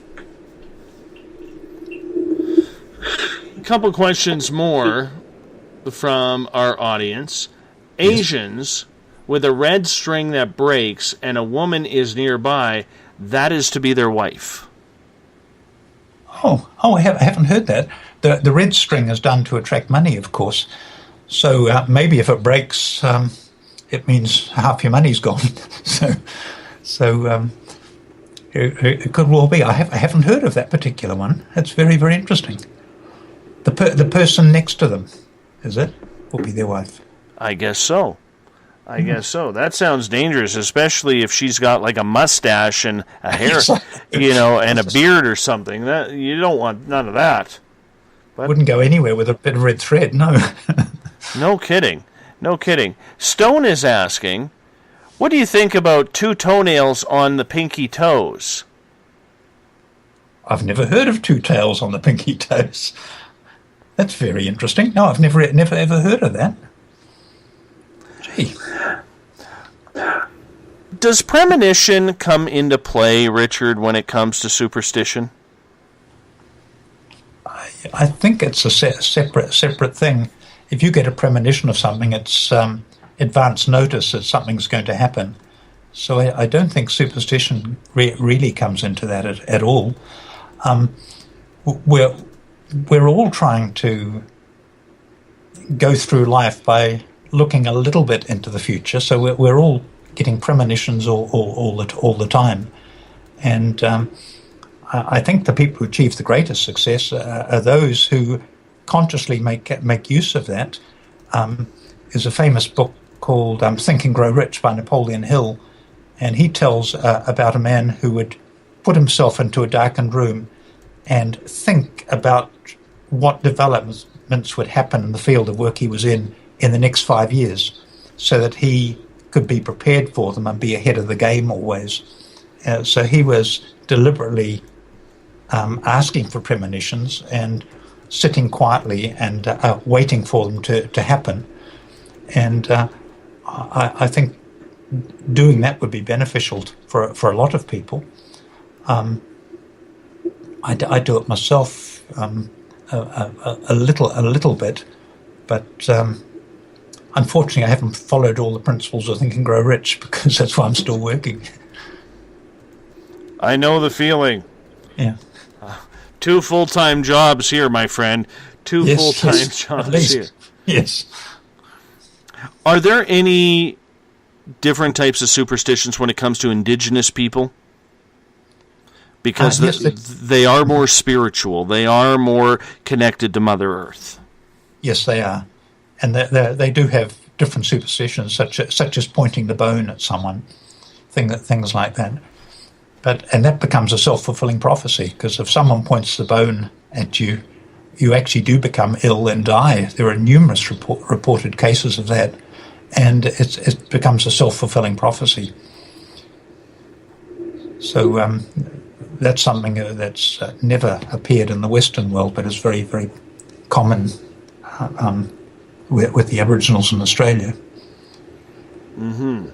Mm-hmm. Do you find, though, that a lot of superstition and the tales that come from the indigenous people, down there, the Aboriginals, up here would be, who we call First Nations, and in the United States, American Indians. Do you find that a lot of those superstitions come from legends passed down over the decades and centuries, or do you find that it comes more from what they have learned from the land, from the animals? I'm not sure what the answer is. It's probably a little bit of both. The Aboriginals in Australia have got a whole cosmology, and it's absolutely vast. And yes, I guess some superstitions come from that. It probably is largely from tales that have been handed down. We only have about 4 minutes left with you, my friend, and I appreciate. This 3 hours has flown right by. Certainly has. Yes, for sure. And apparently something weird happened on our SOR Space Travelers Facebook page. Our entire chat thread erased. Oh my goodness. Don't know how. I've never seen this happen before. So now I'm getting hit up on Facebook wondering, why did you remove the chat room? I can honestly tell you, I did not remove the chat room. I probably should say that these things happen when I'm around. Well, no, that's not true. That's a joke. I get aliens at the window every now and again, so it wouldn't surprise me if something weird like that happened. Yes. But it has been an absolute pleasure to have you on today, Richard. You are so knowledgeable when it comes to filling in. And I got to tell you, since I started Spaced Out Radio, even before I started, I wrote down a bunch of topics that I wanted to discuss on this show. And I'm very surprised it took me almost 20 months to actually get someone to come on in and talk superstitions on this show. So I really appreciate you taking the time to fill in our audience all the way from New Zealand, where it's already tomorrow even though it's tomorrow. Even though it's tomorrow here for a few people and on the east coast of North America. Yes, that's right. For me, it's still today for another 4 minutes or five minutes. But I just wanted to say thank you for taking the time to do this, because this is a fun topic, isn't it? It's a very fun topic. Yes, a great topic. And I'd like to thank you very much for having me on your show. It's been it's been exciting. I've thoroughly enjoyed it, and I've loved the questions your listeners have sent in as well. Yeah, they are extremely knowledgeable. They keep me going. And, like when you're the host of a show, you kind of have a focus of where you're going, and then all of a sudden, boom, they take it in a brand new direction. And it is absolutely fun when that happens. It truly is. Yes, keeps you on your toes. For sure. Any new books coming up? Yes, the next book to come out is Angels for Beginners. I've written several books on angels. And then the one after that is going to be the complete book of divination, which is a huge book. And that'll be coming out next year sometime. Excellent. And Encyclopedia of Superstitions can be found absolutely everywhere. And do you want to give your website once again? Yes, it's www.psychic.co.nz or NZ. Yes. Yeah. Or NZ. We have to get the pronunciation proper for our American friends. Once again, thank you so much for being on Spaced Out Radio tonight. It's been an absolute pleasure to have you. You get to go enjoy your day. Okay, thank you. You actually do, because I'm assuming it's still daylight there. Yes, only just. It's 7 p.m. now. Oh, very nice. Yes. Very nice. Is it winter time down there for you right now? Is that how it goes? Yes, it's winter, but we've got daffodils everywhere, so spring is not far away. Oh, man. They really do things different down there. Richard, thank you so much for being on Spaced Out Radio. Many thanks to you. We really appreciate your time. Take care. Yes. Bye. Thank you. Thank you. Good night. Richard Webster, his website, psychic.co.nz. Encyclopedia of Superstitions is his book. It can be found at any major bookstore or online. If you're into superstition, that is the book to get. Really appreciate everybody taking part in the Spaced Out Radio chat room on Spreaker, on Revolution Radio, and if it didn't disappear, the SOR Space Travelers, you guys were awesome as well. Tomorrow night on the show, we're going to be talking with Victor Vigiani. We're going to be talking UFOs, disclosure, alien contact, and what the Vatican knows about it. It's going to be very interesting indeed to get things taken care of. Tomorrow night, 9 p.m. Pacific, midnight Eastern Time, is when we launch the spaceship into Space Travelers Land. Come join us for a seat. There's always room for you. Remember, you can follow us on Twitter at Spaced Out Radio. Give our Facebook page a like, Spaced Out Radio Show. On Instagram, I can be followed at Dave Scott, SOR. Subscribe to our YouTube channel, Spaced Out Radio Show, and our website is spacedoutradio.com. If you head to our website, you like our music, everything is done. The official music is from the guitar god himself, former Guns N' Roses lead guitarist Ron Bumblefoot THAL. We love his music around here. You be good out there, space travelers, because that's the way it goes. I'm going to go play with some technology and wonder what the Sam hell is going on around here. Some of us just wanted to go to bed, and we can't. You guys all have a very good night.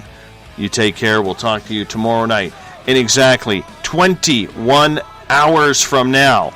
That's when we do it on Spaced Out Radio. Take care.